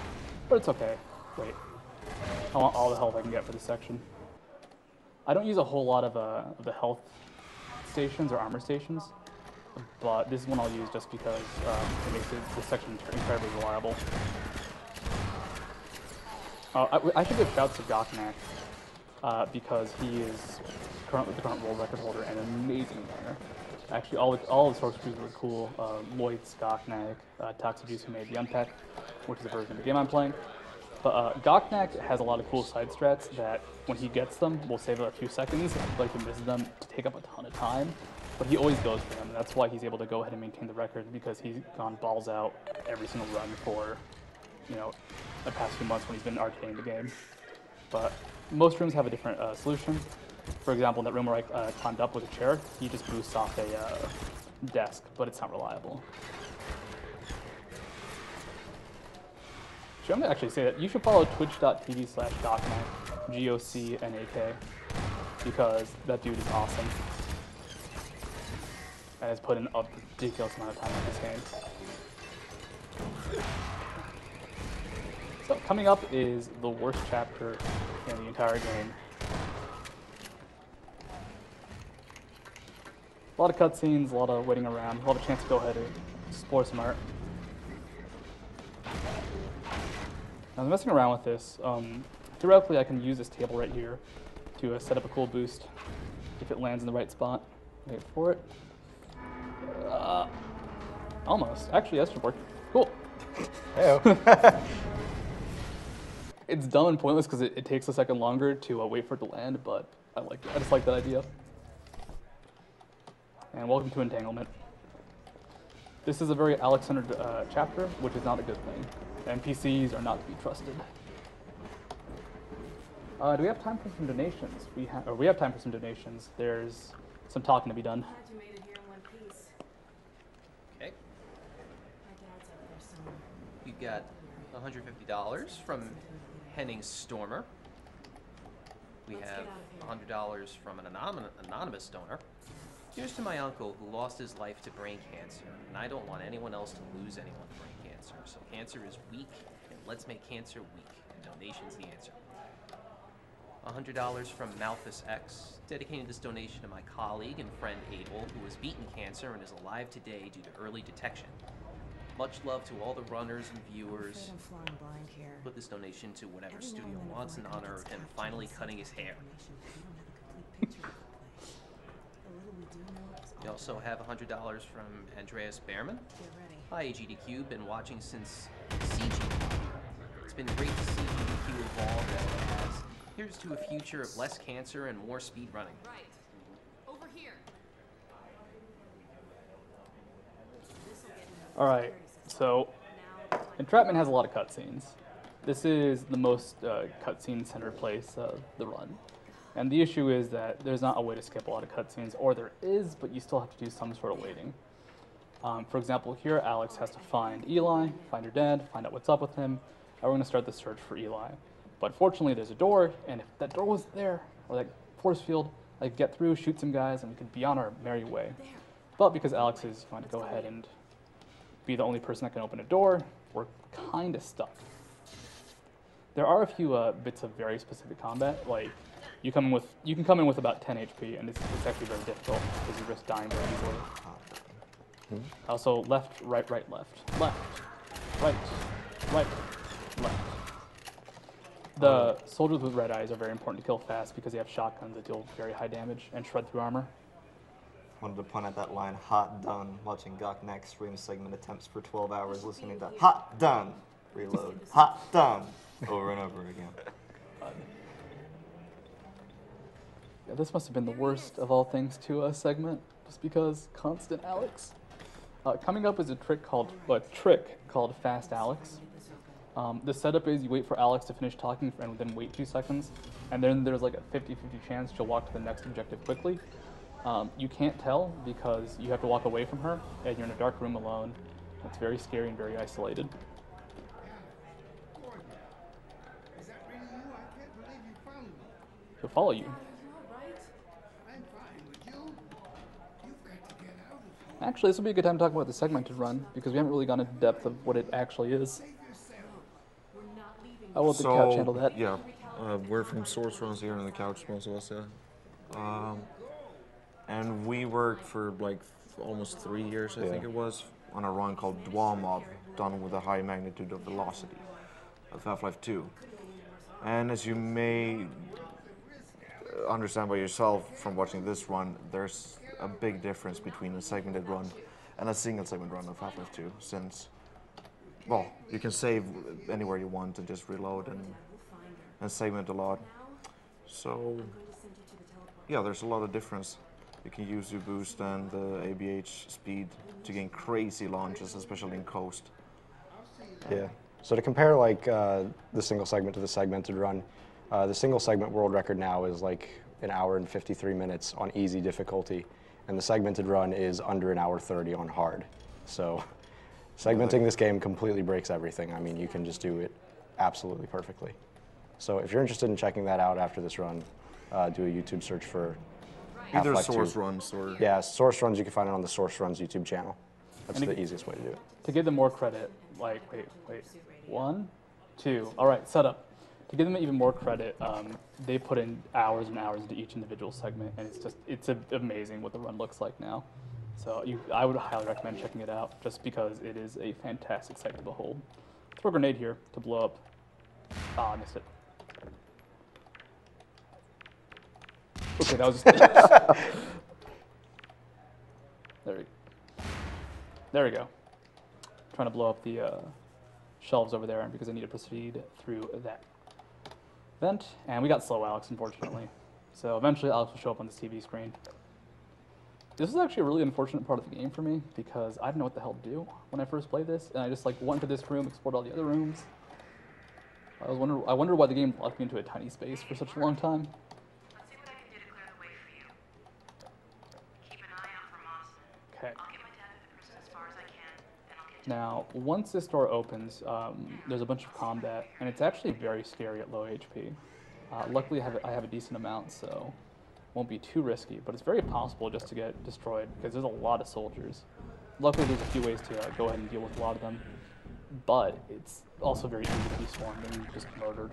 There's also an explosive mine right there. There's not a lot of them, like unlike Half-Life 1, which has like the whole trip mine section, but there's the one appearance. Actually, I think it's like one of, like 3 or something. Those do not appear very often. But let's go ahead and set ourselves up to kill a bunch of soldiers. So, look at the monitor. They're soldiers. And here they are. So you blow up these guys, use this fancy weapon on them, and then you blow up those guys and also unlock the force field. But if you have, 20, 30 HP and no armor, then those guys will just very quickly murder you. And I don't know why I'm using this gun, because it's not very good for this situation. So this is a long waiting point in the game. We're going to skip it though. Normally you set up turrets and you kill a bunch of bad guys and then you feel good because they're all dead, but instead of doing that, we can just go ahead and climb over the wall. There's also grenade boost you can do. I actually have enough HP for grenade boost, but just out of habit, I went for the safe strat. And those are tricky to set up ABH. David Fry chipped in again. 1 hour mark. Hello again, studio. We're watching you. And that was for $500. Ooh, nice.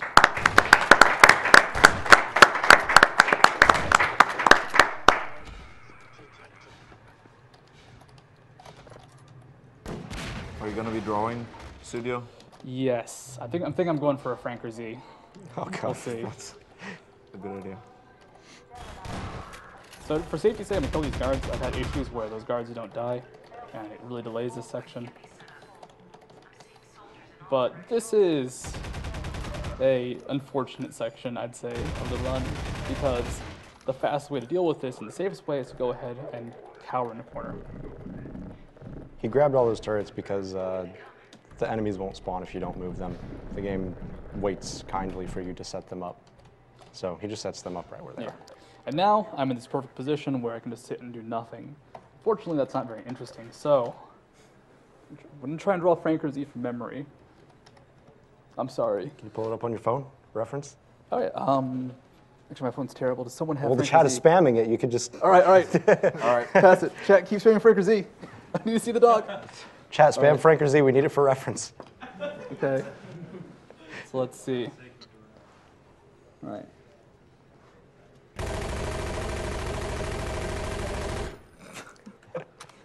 Look at the outline first. Okay. Just a little bit here.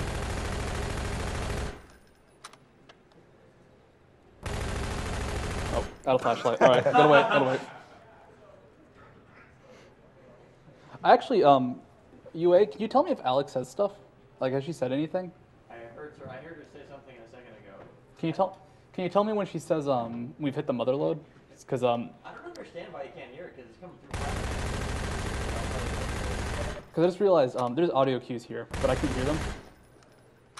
And Unfortunately, I can spend a lot of extra time here. Wait, now that left eye's a little bit iffy. Alright, we'll go pistol for the delicate lines.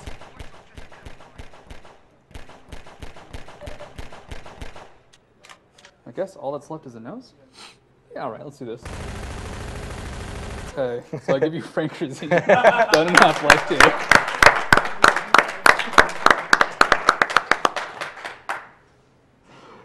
Here you go. Thank you. What happens here is there's a bunch of soldiers, but they're not spawning. And they're just doing their thing. And eventually, after enough time, Alex is like, all right, I'm going to head down there. We're good. Actually, when Alex says that, I would also like a warning, just because, I don't know why we can't hear her. But this is one of the few, I'd say, like audio-only sections of the game. But essentially, I'm saving a lot of damage and a lot of time dealing with those guards by just countering here. And it's faster. It's just not very hyped, but I mean, we got this. It's not. Soldiers coming in from everywhere. Oh no, we're all right. We're good. Still got some more time here. This is actually kind of the worst part about Half-Life 2 as a grinding speedrun. There's a lot of cutscenes, like a lot of cutscenes. I think it's cool to see what happens in them, time after time, or for the first time, because they're pretty crazy when you manipulate them with teleports. But man, hearing Alex talk about the motherload of soldiers for like the 40th, 50th, 100,000th time, not very exciting. Take a selfie with the Frank Krasinski. Oh yeah, I'll take a selfie with Frank Krasinski. God. We know how much you like him. Let's go ahead. Oh yeah, I need the flashlight in the right position. I feel like I'm gonna knock something down when I do this. Okay, Gordon, I'm gonna leave off here and catch up with you. I'm gonna leave off here and catch up with you.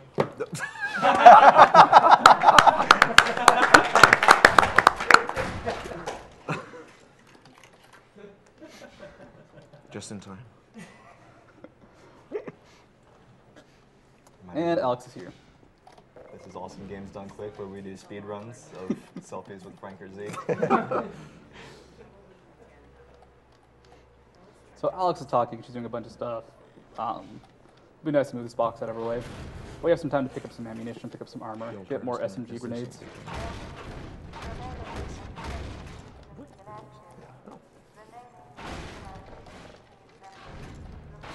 Oops. So I actually have to wait for Alex here anyways, so it's not a huge deal to go slowly. The problem Alex has is, during this loading screen, she's going to get stuck. I have to shoot her. There we go. Thing is, if you can't shoot her, you can't see that you have to go ahead and move her. Or if you don't see her, you can't shoot her.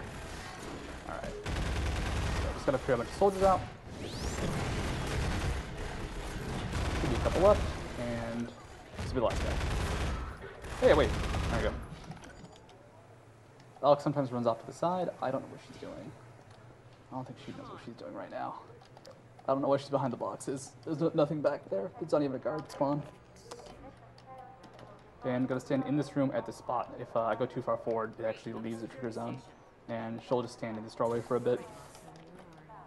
When I say entanglement, it has a lot of cutscenes. I really mean it has a lot of cutscenes. She now has to go ahead. We find out that, well, actually, no, we've already found out that Mossman is evil. Now we're going to find out or capture her and pin her down, and things won't go wrong, I promise. Come on, Gordon. We don't want to keep her waiting. At this point, you can do stuff like move around tables, using to block guards. There's a bunch of useless teleports in here if I break a table. And it's a pain to break them. They're very durable. Also, I'm being shot at, but it's not a big deal. Who's turning back now? There she is. Leave it talking to me, Gordon. We may need her to get out of here. Also, for some reason, I can very clearly hear all the soldier audio. Now, during this cutscene, all you can really do is do stuff like hop here and hop on Alex's head. We know all about you and Green. You've been a spy for the Combine the whole time. Damn it! Move back,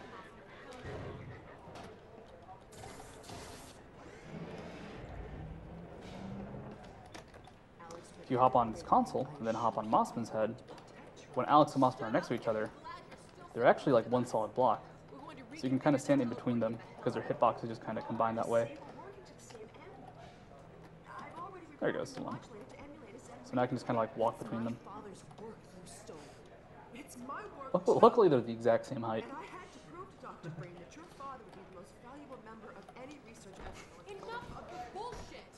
I'm sorry for the profanity. We have some time for a few more donations.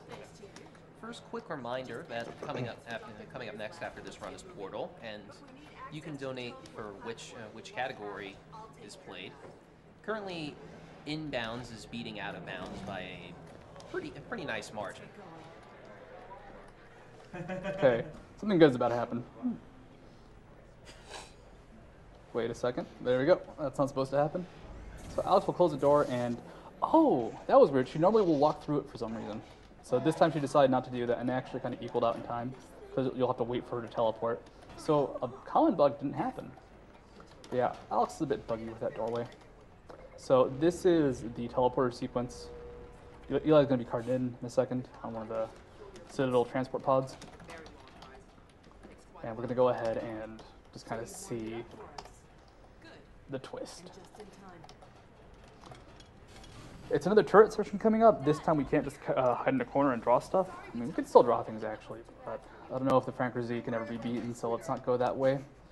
But what's going to happen is I'm going to try and stop the guard spawns by hiding in a corner, and it will cause all the guards to kind of get built up in one position, and they won't be able to move past each other. So a few make it through, but not a whole bunch. There's also a great way to soft lock the game right here. This teleporter is going to raise up, and when it raises up, NPCs can actually enter this area. Right now I can't walk in here. If an NPC, let's say Alex, enters that area, she can't get pushed out. You can't do anything to move her, and her AI won't have her move. So the elevator will slowly come down and eventually crush her through the floor. She doesn't die, but the game is entirely soft lock, and I want to blow at that point. And it's after a very long cutscene. So that's a forewarning if that does happen, which I'll do whatever I can to prevent it. You might have to do some things.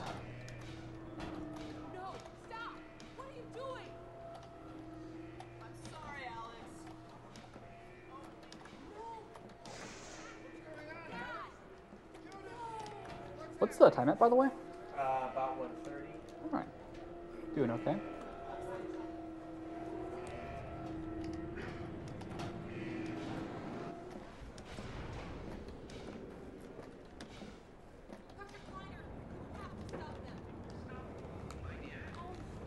gonna math out in my head like what my final time will be if I proceed at this pace.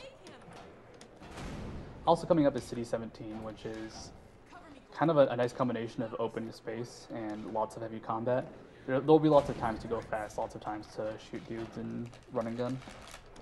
Oh, so we have to set up the turrets here, but it doesn't actually matter to set them up. Guards are on timer based on the doors being blown in. I'll set the turrets now just in case. It'll actually affect the spawns and some will make it through, but it's not a huge deal. The big goal is to make sure that not all of them make it through, or some of them do. It actually is really not a hard section no matter what.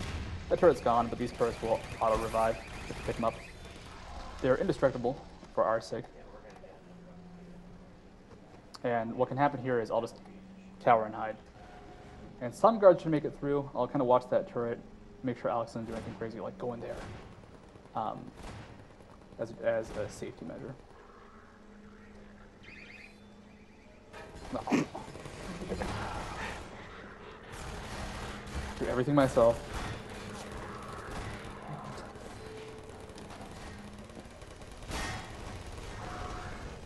I guess the difference between here and a hard run would be in hard, you have to make sure to stop the enemy spawns.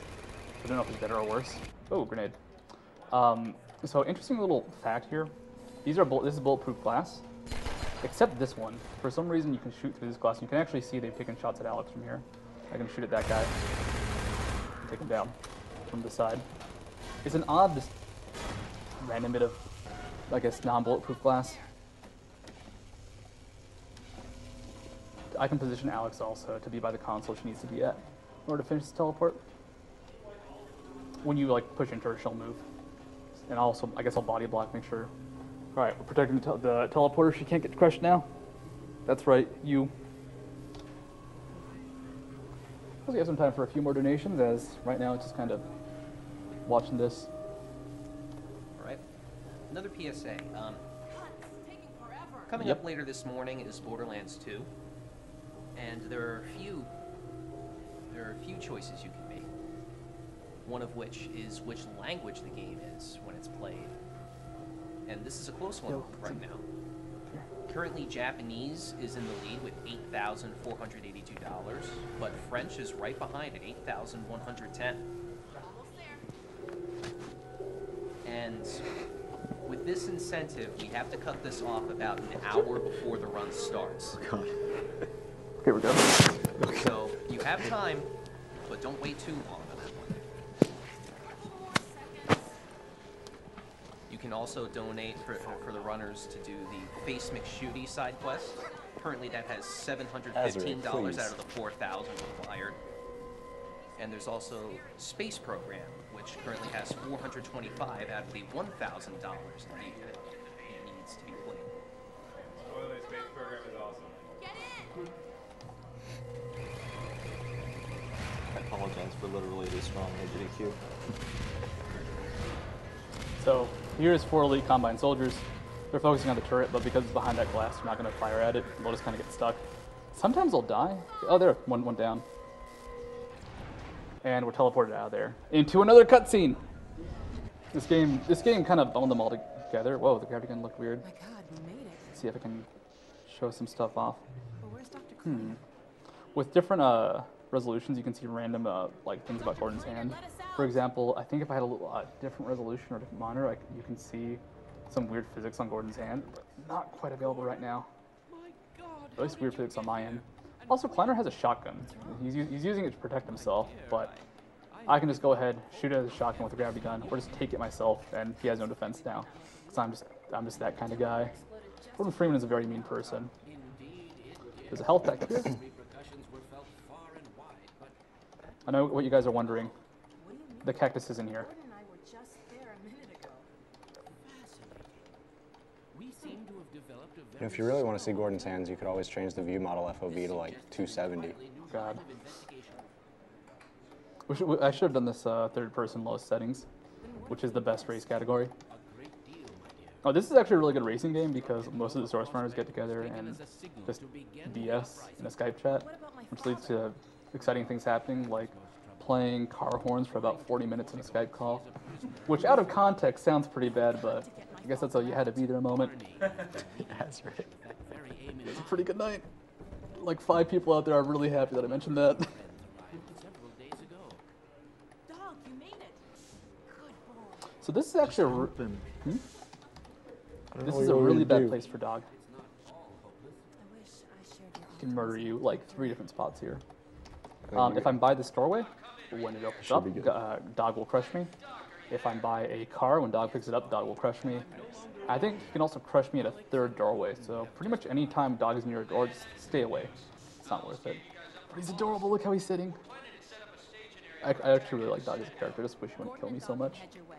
I want to get Dr. Kleiner somewhere safer. Then I'll meet up with you. I'll take all the help I can get. Oh, crap. So positioning here can be a bit weird. You can actually force Alex to teleport herself on Dog, as she'll clip into him and it messes up the hitbox. She's approaching me right now for dialogue, but Dog also backs up, so it's kind of a weird, janky situation. It's actually really good positioning for me to teleport her normally. It's when she walks into Dog that stuff gets kind of weird. Go on, Gordon. I'll take care of this. Nothing, but it bounced on her head for a bit, and that could have killed me. Quick save here. If you don't jump through that little area, the elevator shaft, you will actually soft lock the game because Gordon Freeman gets stuck on nothing, but he can't move, and you're just stuck there forever. So when I bonk Dog with the crate, it actually forces him to chase me for a bit, and he gets closer to this car, which we're about to see Dog in action. So there's bad guys. Here's an empty van. Yeah. And there's actually really funny AI right here. Dog's gonna throw a vehicle into that window, and you can see the soldiers will move forward and then back up because you need to make sure that they're still in range. And sometimes they'll just back up on their own. They'll also fire at them, but it's not really a big deal. Like that guy moves out. They'll just kind of like move forward and then just decide, wait, maybe I should be in a safe position. And there we go. There's an inconsistent teleport I can get here if I just put this in Dog's back. I think it's the only dog teleport in the game. So he's gonna look at me once, then turn around, then it's kind of, damn it, there we go. Nice. It's actually really inconsistent. God, I feel like that could have killed me. And now we're in fun zone again. Back to doing stuff. So this is one of the first places you see in the game, around the train station, not the train station itself. But now we have the HEV suit and guns, and there are bad guys to shoot, so a little bit different. I want to try to get enough speed here to boost up on some debris. If not, I can use a grenade jump. Yeah. I'm just going to quick save for just in case. Because just in case. Because I use a grenade, I can't waste the ammunition or the health. There's a lot of damage to take here. I'm going to use a boost with the gravity gun. You can boost yourself off just most objects with the gravity gun. The question is, will you get enough height?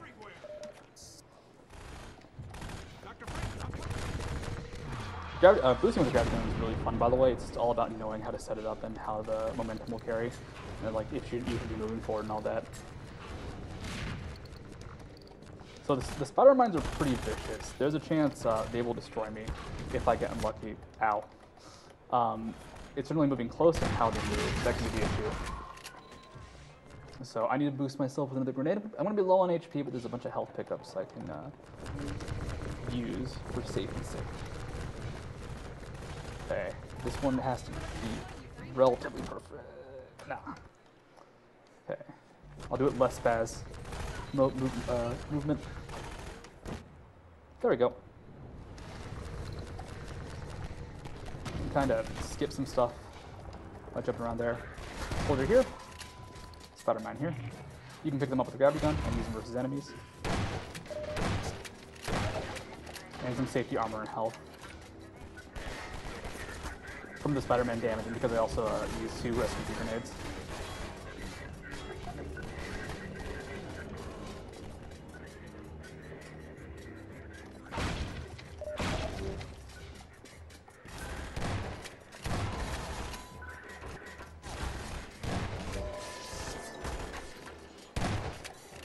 So I have to be very, very careful about taking too much damage, like I said.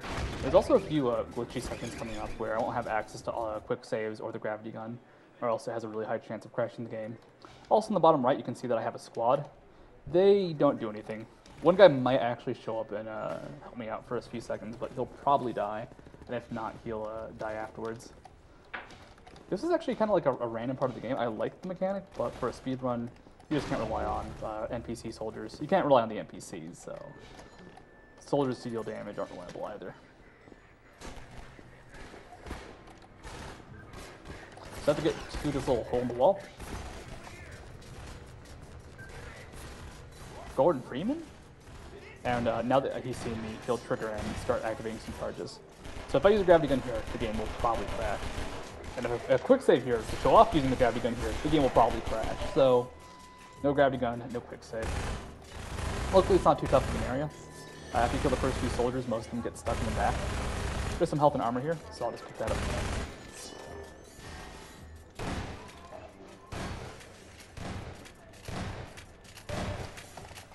And manhanks will just kind of trickle at me one by one. So it's like a nice little shooting gallery feel.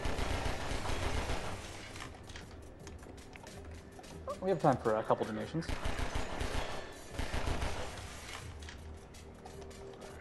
Hey. $100 from Warbuzan. Studio's the man. Gotta support my NACL bros. We got $55 from Rickane58. Thanks for doing this event to raise cancer awareness. I had an aunt who passed away from cancer this week, and my friend Sam currently has 2 lung cancer. This donation's in their honor.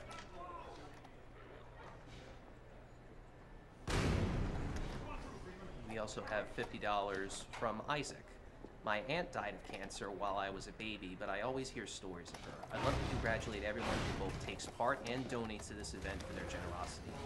I'll likely donate again, though, if the crowd stands up and does a small dance. Get on it. I wish I could turn around right now. Oh god. Oh god. I think this was These cables, man. destroyed several $100s worth of audio equipment. Worth it. Ezra, please.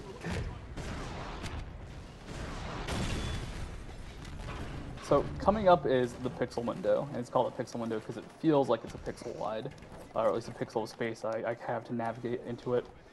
It saves a decent chunk of time though, and if not, I have to fight like a billion soldiers. Like I'm serious, the line didn't go the right way for the normal. Whoa, that was an accidental boost. That was almost new tech. If I don't go the speedrun way, it's just a huge pain, and I'll take a bunch of damage, and it probably wastes about a minute or two. So, see if I can get this relatively quickly, just because it is a nightmare.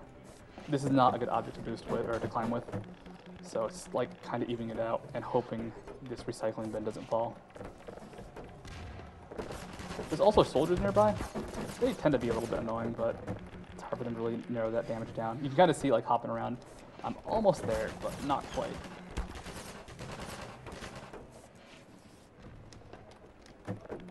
Oh, hey. There you go. No item climbing needed. That is uncommon, but I'll take it.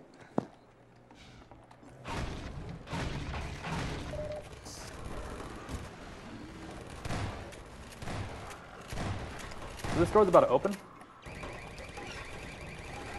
I need to make sure I'm right by it. I kind of move back and forth just to trigger this cutscene. You can hear the combat going on, but I have to be right in time to proceed through. If not, Alex talks to me for a while. It takes a long time for her to finish.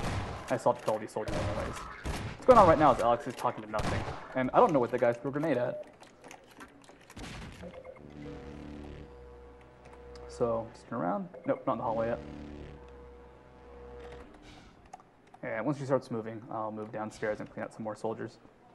It's actually dangerous to go downstairs before she starts running, because if you kill all this stuff too quickly, the game will soft lock and Alex won't run to you.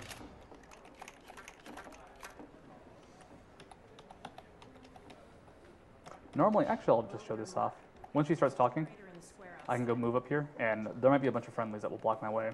But if I need more health, actually, I can max out a bit. 100 armor, 100 health is pretty nice for this section. It's not hugely important, but it's good to have. We were looking to join you, Dr. Freeman. You can be a jerk with these guys and throw their weapons away, so they're unarmed. But I decided not to do that because last time I did that, I got instant karma and they blocked my path. So item climb here, you can also do a collision boost or a gravity gun boost, but I'd rather not because that is not a reliable setup. You can go marathon safe. A manhack can also destroy my... Like that. Alright. We'll do this again without the manhack. Yeah, manhacks are actually one of the nastiest enemies in the game because they can destroy important objects like boxes and not barrels, but just any sort of destructible object that you can use for most item climbs. This is actually a really cool part of City 17, this kind of sewer section. There's lots of just very distinct movement. And I'll have to bounce around and do some kind of tight guardrail jumps. First though, you have to item climb. There's some manhacks here, but this is a barrel. Barrels are safe to their destructive reach. They can still block my path though, but usually it's not too rough. You can get a little bit of speed here by hopping. Okay, so I'm gonna make a jump here. Yeah! Forgot you opened that door. Don't grab your gun it. There's another relatively tight jump here. Hopefully I can get it. If not, I can just walk around. I can just walk around. You have to jump off the right stair in that staircase, and if you mess up, you end up a bit too high or a bit too low. A bit too low is not too bad, because you can just try to jump again, but you waste time. A bit too high, you end up on the ground. It's either reload or just roll with it. And it's still fast, though. I need this explosive barrel for a jump. The positioning is a tough part here. It's a bit too slanted, so I'll have to use a guardrail here to balance it up. No, you don't. Okay. Sometimes positioning barrels can actually be the hardest part.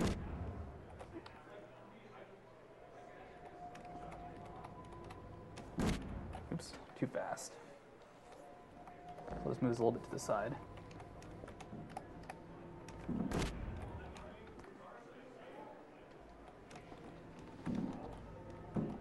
Okay. Straight down. Straight up. Huh. Whew. All right, that was scary. Source engine. Yeah. Oh. Yeah, just not enough speed. I'll blame this on it being late. I will use any excuse I can. Okay. There we go. There you go. And now that I'm up here, I'll save, I'll do it again, and some actually tight navigating. If I try and sprint that jump, it's very easy to fall off. And mine here, pull those guys up. I'm gonna blow those guys up, but it's okay. Coming up is like Sniper Alley, which can be dangerous. If I go fast, there'll be a mook to absorb some shots. That guy back there, I hope he gets shot instead of me. And I have to make sure I don't get hit by too many sniper shots, because they do decent damage, and they also have very high impact. Thing is, these snipers are actually very active. They're good snipers. You gotta give them credit for their job. But luckily, I can shoot them. I think I missed. Let's be safe.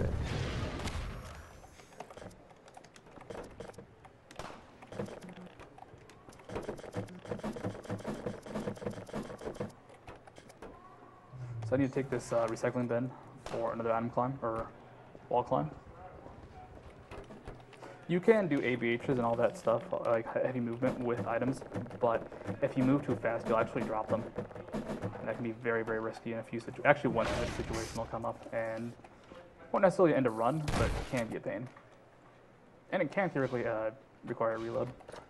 So, we're gonna meet Barney. There's something called Barney luck. Barney is a very big source of RNG in this game. It's going to come up in a second.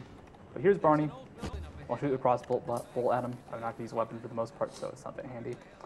The problem with Barney is that he can be very good at getting distracted by enemies. I have to wait for him to show up here, and I'll be able to set up a little bit of movement.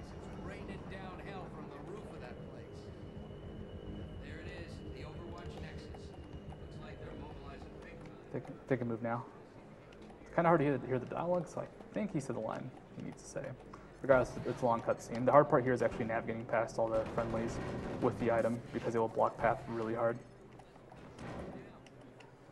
But I need to use it for an item climb. But Barney will get distracted by soldiers really easily, and he's the combat guy. The problem is if he does that, he won't be able to open up a console that, kind of like this one, will be used to proceed in the game.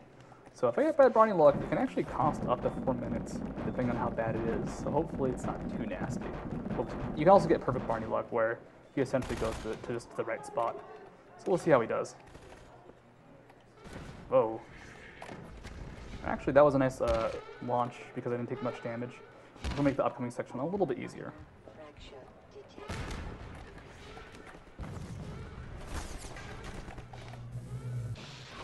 My first time through, it took me like half an hour to figure out you're supposed to destroy those plugs to stop the power.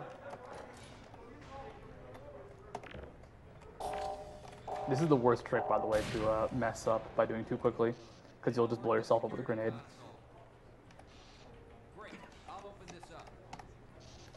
So in this section, you have to launch 3 orbs from the respective power generators. I'm gonna be safe with this health. The problem is, once you launch those 3 orbs, I'm supposed to go to a console. Barney opens it up. Oh god. Okay. Once I'm supposed to go to the console, Barney might get distracted by leftover soldiers, because we don't take the normal route here. Normally, you're supposed to start on the first floor, work your way up. But it's faster just to start up here, walk through some turrets, take some fire, and you'll be okay. I almost forgot what I was doing. You can hear Barney triggering alarms. So that skips a long sequence where I'll get shot and die if I got hit by a laser. So this is the setup for good Barney luck. It'll be relatively fast right now, but I'm going to be slow and spend some extra time killing guards. Make sure Barney isn't still aggroed onto them once the next sequence starts. I have to put this table here to block Barney, because if not, he'll walk through here and he can stop blocking the game. Wait for that guy. Quick save just in case. This door will close and a bunch of guards will start trying to solder it closed. If I get stuck like that, I have to reload. And if Barney's in the room, I get trapped. the game is essentially over because the doors won't open. Uh-oh. Alright. That's weird to get that glitch. Sorry, my movement's getting a little bit wonky. I'm getting a little bit sleepy. It's a very long run. So, let's see if we get good Barney luck. Alright. I think we're good. I think this might be an issue later on. We'll see, though. Getting shot by those soldiers is not a good sign, but we'll see. I'm about to die. Oh, here. I missed the health. But here's Barney. So we got good Barney luck.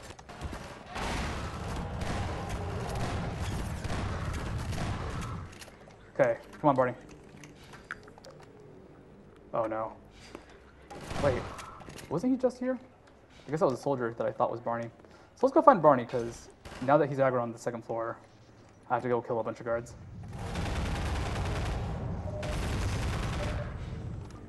And once he aggroes to the second floor, this is the bad Barney luck, and now I have to kill a bunch of guys. You can see the soldiers that we're going to try and open the door. They can also shoot it with the same weapon, but mine does more damage. And actually, you can see the animation of the door still opening. Try using the hoppers against him is the sign that Barney will normally start following me and that he's triggered into the next area. So is that. It's like Barney's taunting me at that point. And now that he's at the console, I can heal up, get some armor, and prep for the next section. I have a squad following me, but they're not going to do anything. They're just not useful. And by the time this ends, this healing ends, I should be able to run back here and reach the door opening. So we're getting towards the end of City 17 into the Citadel. It's actually kind of, I'd say, one of the harder parts to run. It's also my favorite loading zone, because if you don't use a grenade, you run into those guys and they're just firing at you mid-shot when the loading zone actually appears.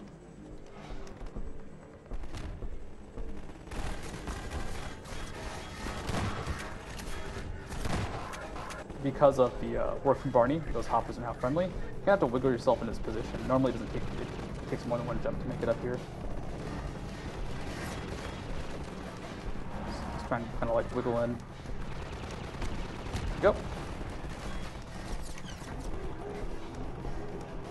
I have to load up on SMG unit here, which is nice because there's also a bunch of health. Maybe this jump can be a little bit tricky. If I get too far to the right too quickly, I'll hit the side of the toy right there. And hey, there we go.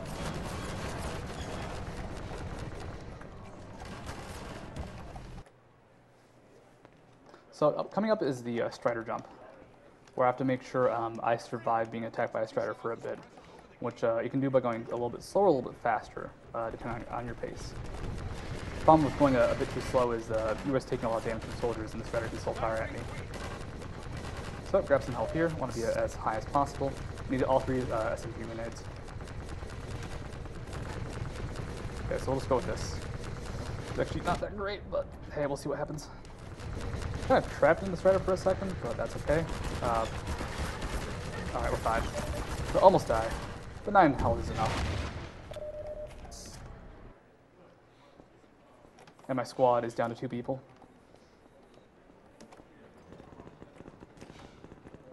Oh crap. Accidentally right-clicked. That's just a nasty habit with having too much pressure on... Oh, there I am. Too much pressure on the mouse. Like, holding the mouse can be kind of difficult because of the constant scroll going. So an end result is just putting a lot of weight to try and do the scroll movement, and you'll just end accidentally right-click. So really sensitive right mouse buttons and really bad scroll wheels are a really bad combination for this game. Luckily, the scroll wheel's pretty nice. I accidentally fell. The game will soft lock if I don't make this jump, so gotta be very careful about it. Alright. And the easiest way to remove boards is with a bazooka. I have to force my way through this next guy with a box. Oh god. How did one board get destroyed by a bazooka? This actually might be pretty bad. Getting pretty good though, so we're good. It's kind of like the first clip I did with that card.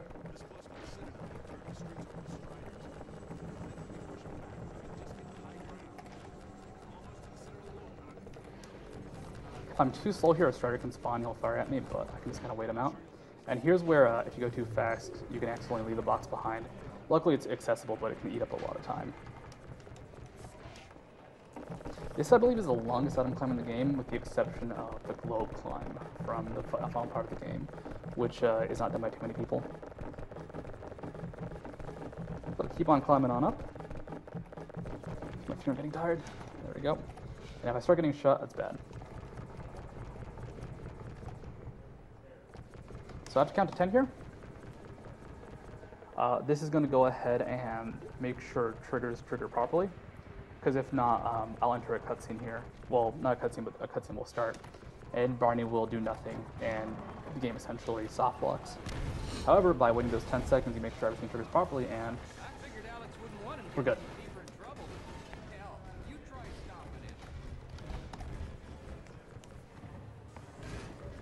And now, Dog will open the door. If not, Dog will just constantly do this chest beating animation, and you can't leave the area.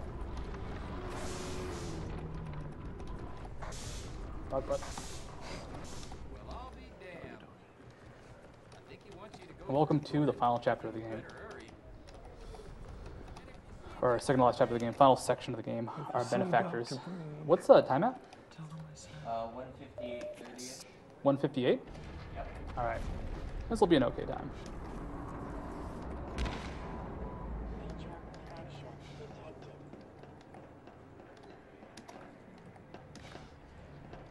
And like I said, Half-Life 2 can be a bit of a difficult game to run because there's a lot of cutscenes. And this final area, unfortunately, is kind of packed with them and in the worst way possible. Because at least in Entanglement, I can move around. This section isn't, the final section isn't too long. I think it's about 14 minutes. But when I enter this, I can make no movement happen whatsoever. So I guess now would be a really good time to show off the portal gun again. Because we got a kick-ass portal gun. Portal gun. It's really good. I'm blocking it, I think. Probably blocking me. Yeah. Also, and again, a reminder: the minimum donation to be in for the portal gun is $15. So. I haven't done this yet. I'm gonna take a selfie with the camera. Stream selfie. Right Headphone users. Mike's gone. I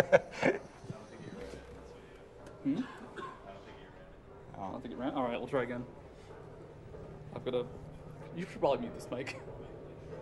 Is that for? Yes. All right, cool. Now it's me. Okay. All right, we're good. Little. All right. It's good. Wait, no. There you go. All the selfies. Very blurry. I've never taken selfies, by the way. Something about this marathon? I guess we could go for donations. Yeah. Yeah. Got some time for donations. All right, we got $50.01 from the Burninator. Always love seeing games being played for a great cause. Also think the PC block should have someone playing with boxing gloves on their hands. We've got $50 from Swag McDuffin. Yeah. I'd love to thank the AGDQ staff and runners by honoring you all with a modern swag coup, a haiku of immense swag. AGDQ Swag, Studio Plays Half-Life 2. Can't think of last line. Kappa!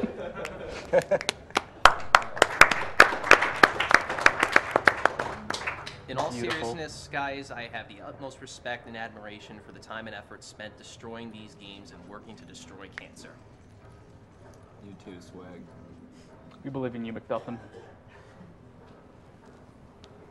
So what this is actually doing if you're playing for the first time is it's showing you the Citadel, the horrible creatures that humans become while in here. I guess that's a spoiler warning, but you don't want to be taken to the Citadel. And the Combine soldiers, or stalkers is what they're called, just kind of husks of men to operate in suits. Except for Barney. I forget. I think actually it's elite Combines that are stalkers, everybody else just the soldier. What's going to happen now is I'm going to be dropped in a few seconds, and I'm going to try a strat called Rocket Man. And if it doesn't happen, it's okay. It can happen. It doesn't save a lot of time, but it's fun when it does. But I'm going to be dropped into a section that will destroy all my weapons. But if I move fast enough, when I get dropped in, there's a chance my rocket launcher will spawn opposite this gate. If that happens, I can go ahead, use a rocket launcher, and go for a couple boosts. I don't get it very often, so I'm actually very unpracticed in it, so could go pretty horribly. But it's also not a very consistent strategy, unfortunately. So I'll sprint forward. One reason segmented saves so much time is, for example, that entire tram ride is skipped in a segmented run. It's not possible in single segment. It's not even remotely feasible. Oh, rocket launcher. Where is it? Where's that guy? Yeah. Where's that guy? Did it make it through? Oh, it did. Cool. Ooh, I can see it. Screen's a bit too dark. So I'll pick up this, pick up the rocket launcher. I have to heal up right now because if not, Rocket Man will just kill me. So I'm not very practiced in this, but I love this trick. All right, so let's see how it goes. There we go. There's one. There's not the other one. I have to just make it across now, and I'm leaning too far to the right. It's a very small space to cross, but luckily that still saves time.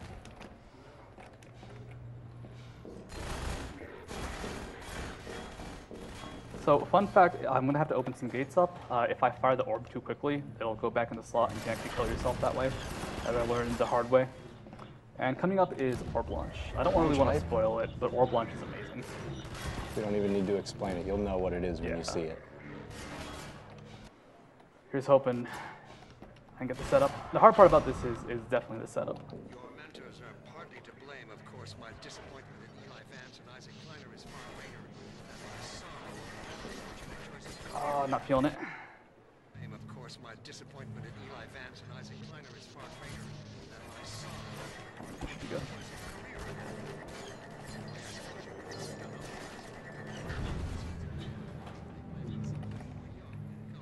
Oh!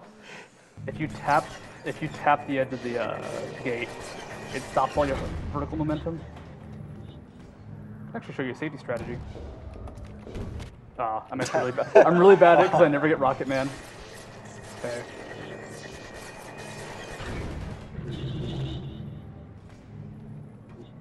Oh, I'm clipping it too close. Barely.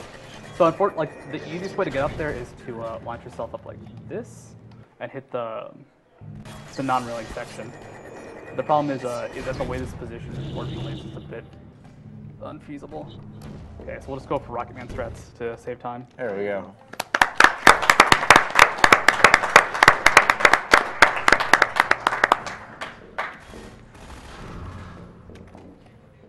Even though that took multiple tries, that still saved minutes. Yeah, it's a very long sequence. I'm walking backwards. It's kind of easy to get confused here if you move a bit too fast. I actually play with a really high sensitivity compared to most runners, which can lead to situations like that where it's a bit too much turning.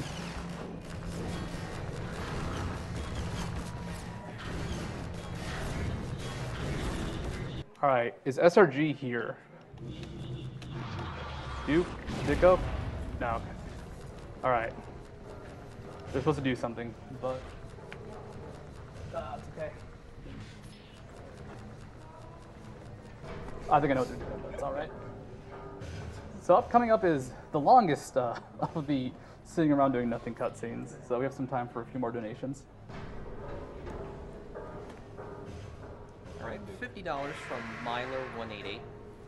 Hey GDQ 2014, here's my little contribution to the fight against cancer. Keep the great games coming. De Bissou from France, Germain Drumeau. Sorry if I butchered that.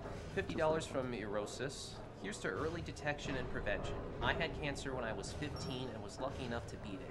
Thank all of you so much for doing what you are doing. It means the world to me. Keep going strong. $50 from Zoc. Thank you, runners and behind-the-scenes guys, for donating your time to this awesome cause so we can band together Voltron style to beat cancer.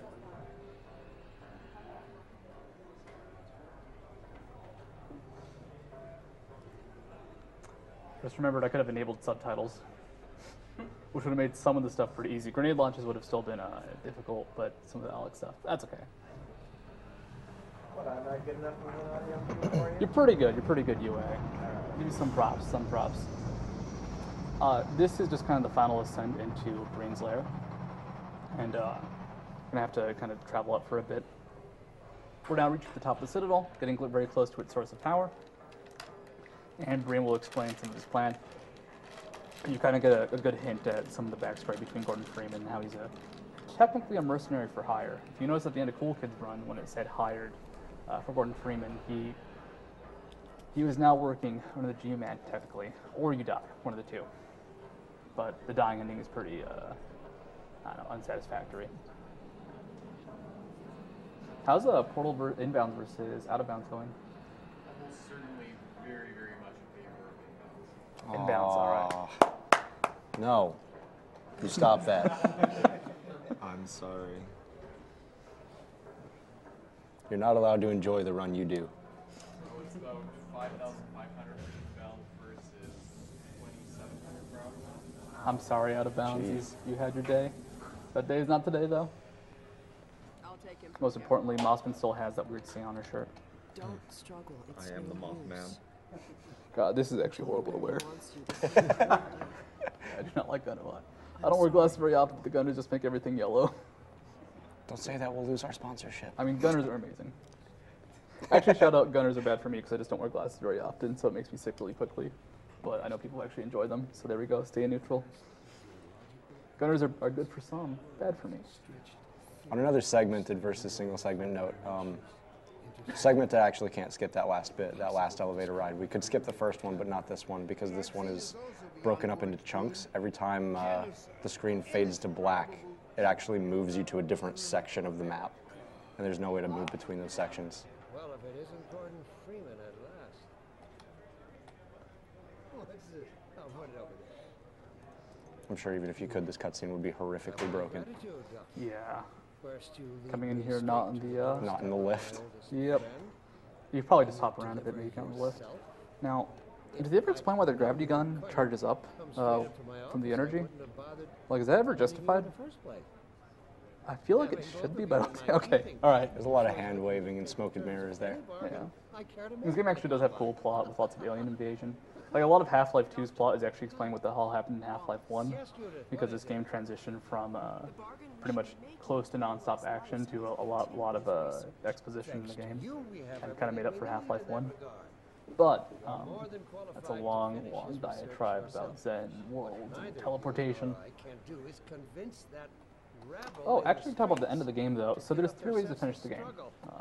Breen Climb, Breen Launch, and the Globe Climb. So there's a globe. Globe Climb just involves using the globe at the very end to climb the final section of the game. And then from there, you just finish it normally. The Breen Climb is going to be using one of the statues, and you just do everything normally, and Breen Launch also uses statues. But instead of just kind of proceeding to the final section normally, you will launch yourself up with a console. But it's a bit iffy for me. And it can also be very time-consuming if you don't get it right away. It's a way sketchier launch than the orb launch up the elevator shaft. Yeah. In another shout-out to Goknak section, when he got world record, I believe it was based off a Breen launch, but I think the time before it, he barely missed cutting, I think 54 was when he did that. He barely missed cutting 54 because he couldn't get the Breen launch down. Like, you either get a great launch or you die. That's pretty fantastic. Oh, it's hardly the worst. You might find that hard to believe once you get there. It isn't So we're going to have to use statues in a bit to item climb. We'll have a fun little elevator ride, and we'll have to proceed in the final section with very low HP. It's actually really important to heal up before this cutscene because there's not a good chance to heal up afterwards. And without an incredibly high amount of HP, you're probably going to die doing one of the missions. Pretty much this game down to the wire. Down to the last, I'd say, like the last 10 seconds or so of the run are safe, but everything else, you can still mess up. You can still get bopped. Gordon Freeman can go into space and die. The usual. What do you think you're doing? We're doing what I could never do alone. We're stopping you. Yes. Guards, get in. There's a time. How's the run, guys? Based off the clock? Pretty good. All right. All right. They'll turn on you. Judith, Dr. Mossman, please. I'm sorry, Wallace. I think that's actually a different Clock animation. I think they actually changed the clock based off the different cutscenes, which is fantastic. Well, if we go by in-game time, I think this is what, like a couple of weeks? At least 2 day-night cycles. So, brain's a jerk. I think that's the only time you see it getting up animate. Oh no, Alex, you'll see it there. And here's this bust. So I need to stand over. Oh wow, but my mouse feels. Oh, I pressed the sensitivity button. We have to wait over here because Alex will come talk to us after finishing dialogue over there. And if I'm closer to the door or the elevator, she'll be a little bit faster. I can use this statue for a teleport, but it is one of the more unreliable teleports in the game. It's a little bit nice, makes the future a bit easier, but isn't hugely important. It doesn't save a lot of time, but it makes the final sequence a little bit easier. I want to keep the bust actually very straight. It's a pretty good bust. You didn't have to do this. I had to rescue my father, but you... Not nearly as nice as the limited edition Tychus Finley statue. We'd show it to you, but it's in a box and we're not opening that thing. Google that, yo. So, getting this teleport is solid, but it's all good in the end, as long as she moves. Which I don't think there's a way to make her stop moving. I'm happy about that. I'm gonna say profanity for the first time this run, I believe. Hey, when he says shit, you gotta be ready. So you throw the bust over here, pick up the gun, item climb, item climb, item climb, get over that wall, get over that invisible wall, land on Breen's head, and we can now have a pleasant elevator ride. The most awkward elevator ride of all time. Breen is not very comfortable right now. I'd love to ride it to the bottom though, but we gotta move relatively fast. I saved a bit of time because of getting the teleport, so that's actually pretty nice. And it will make the future a little bit easier. You can't see it, but if I jump into those blue spots, I'll die. There's supposed to be a beam there. This section is very bugged out, by the way, because I'm still going to hear Alex's dialogue, and then Breen will start talking. Once you feel that shake, you move forward without taking fall damage. Now I have to move to try and catch the first cycle of an elevator. It's going up and down. And like I said, everything's a little bit easier to set up because of that launch. So we just play patty cake with an orb. You can get knocked off by an orb really easily here, and that's like a big risk. 33 health, I'll try and get a bit more. Yeah, 53 should be fine for the final section. Just have to make it onto... Oh god, I got caught! I got caught! No! Alright. We'll wait for the slow climb instead. We won't have to reload. I think it's actually fast to reload, but you can kill some nukes while we wait. It also moves down really slowly is the worst thing. Time will be when the final explosion goes off. Alex will arrive first. I'll call it out. So this is the final sequence. Shoot orbs at bad guy. Bad guy being a giant generator. Sometimes orbs don't show up. Oops. It is like a long scroll down to try and make sure you pick up the thumb. And if you don't have enough HP, you'll get killed by the helicopter.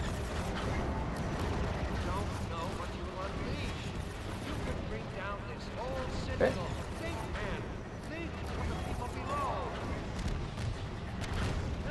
Keep firing it. Alright.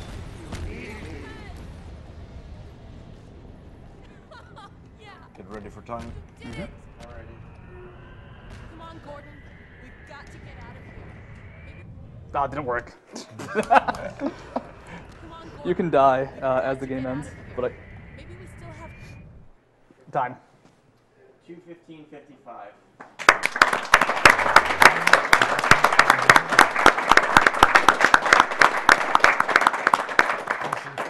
I'll take it. Time again.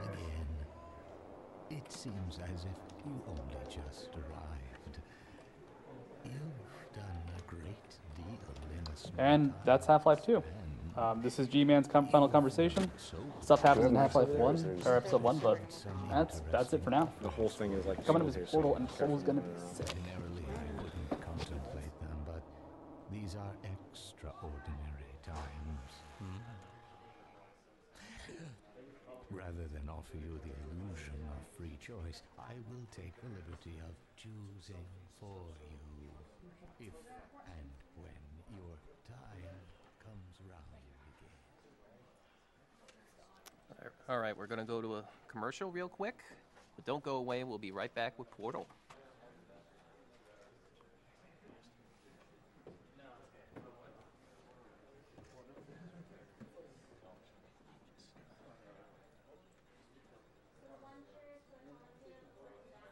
Just be sure to do that. Just be sure to do that.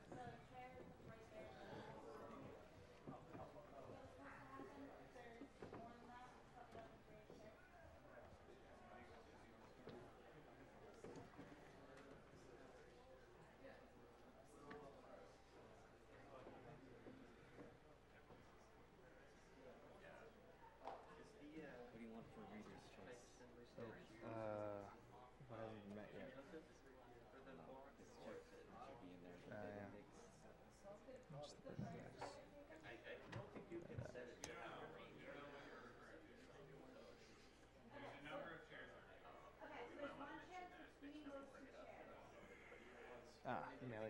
Melee fund.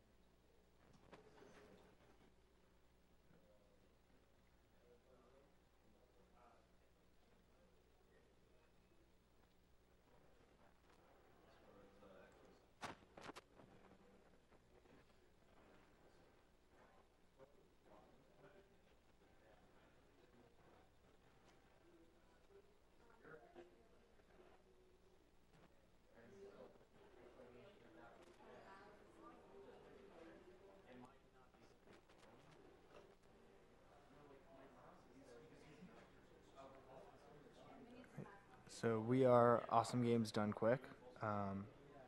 We are here for the Prevent Cancer Foundation. All money you donate goes directly to them. They are a non-profit that exists to exactly what the name implies, to prevent cancer through research, education, and advocacy.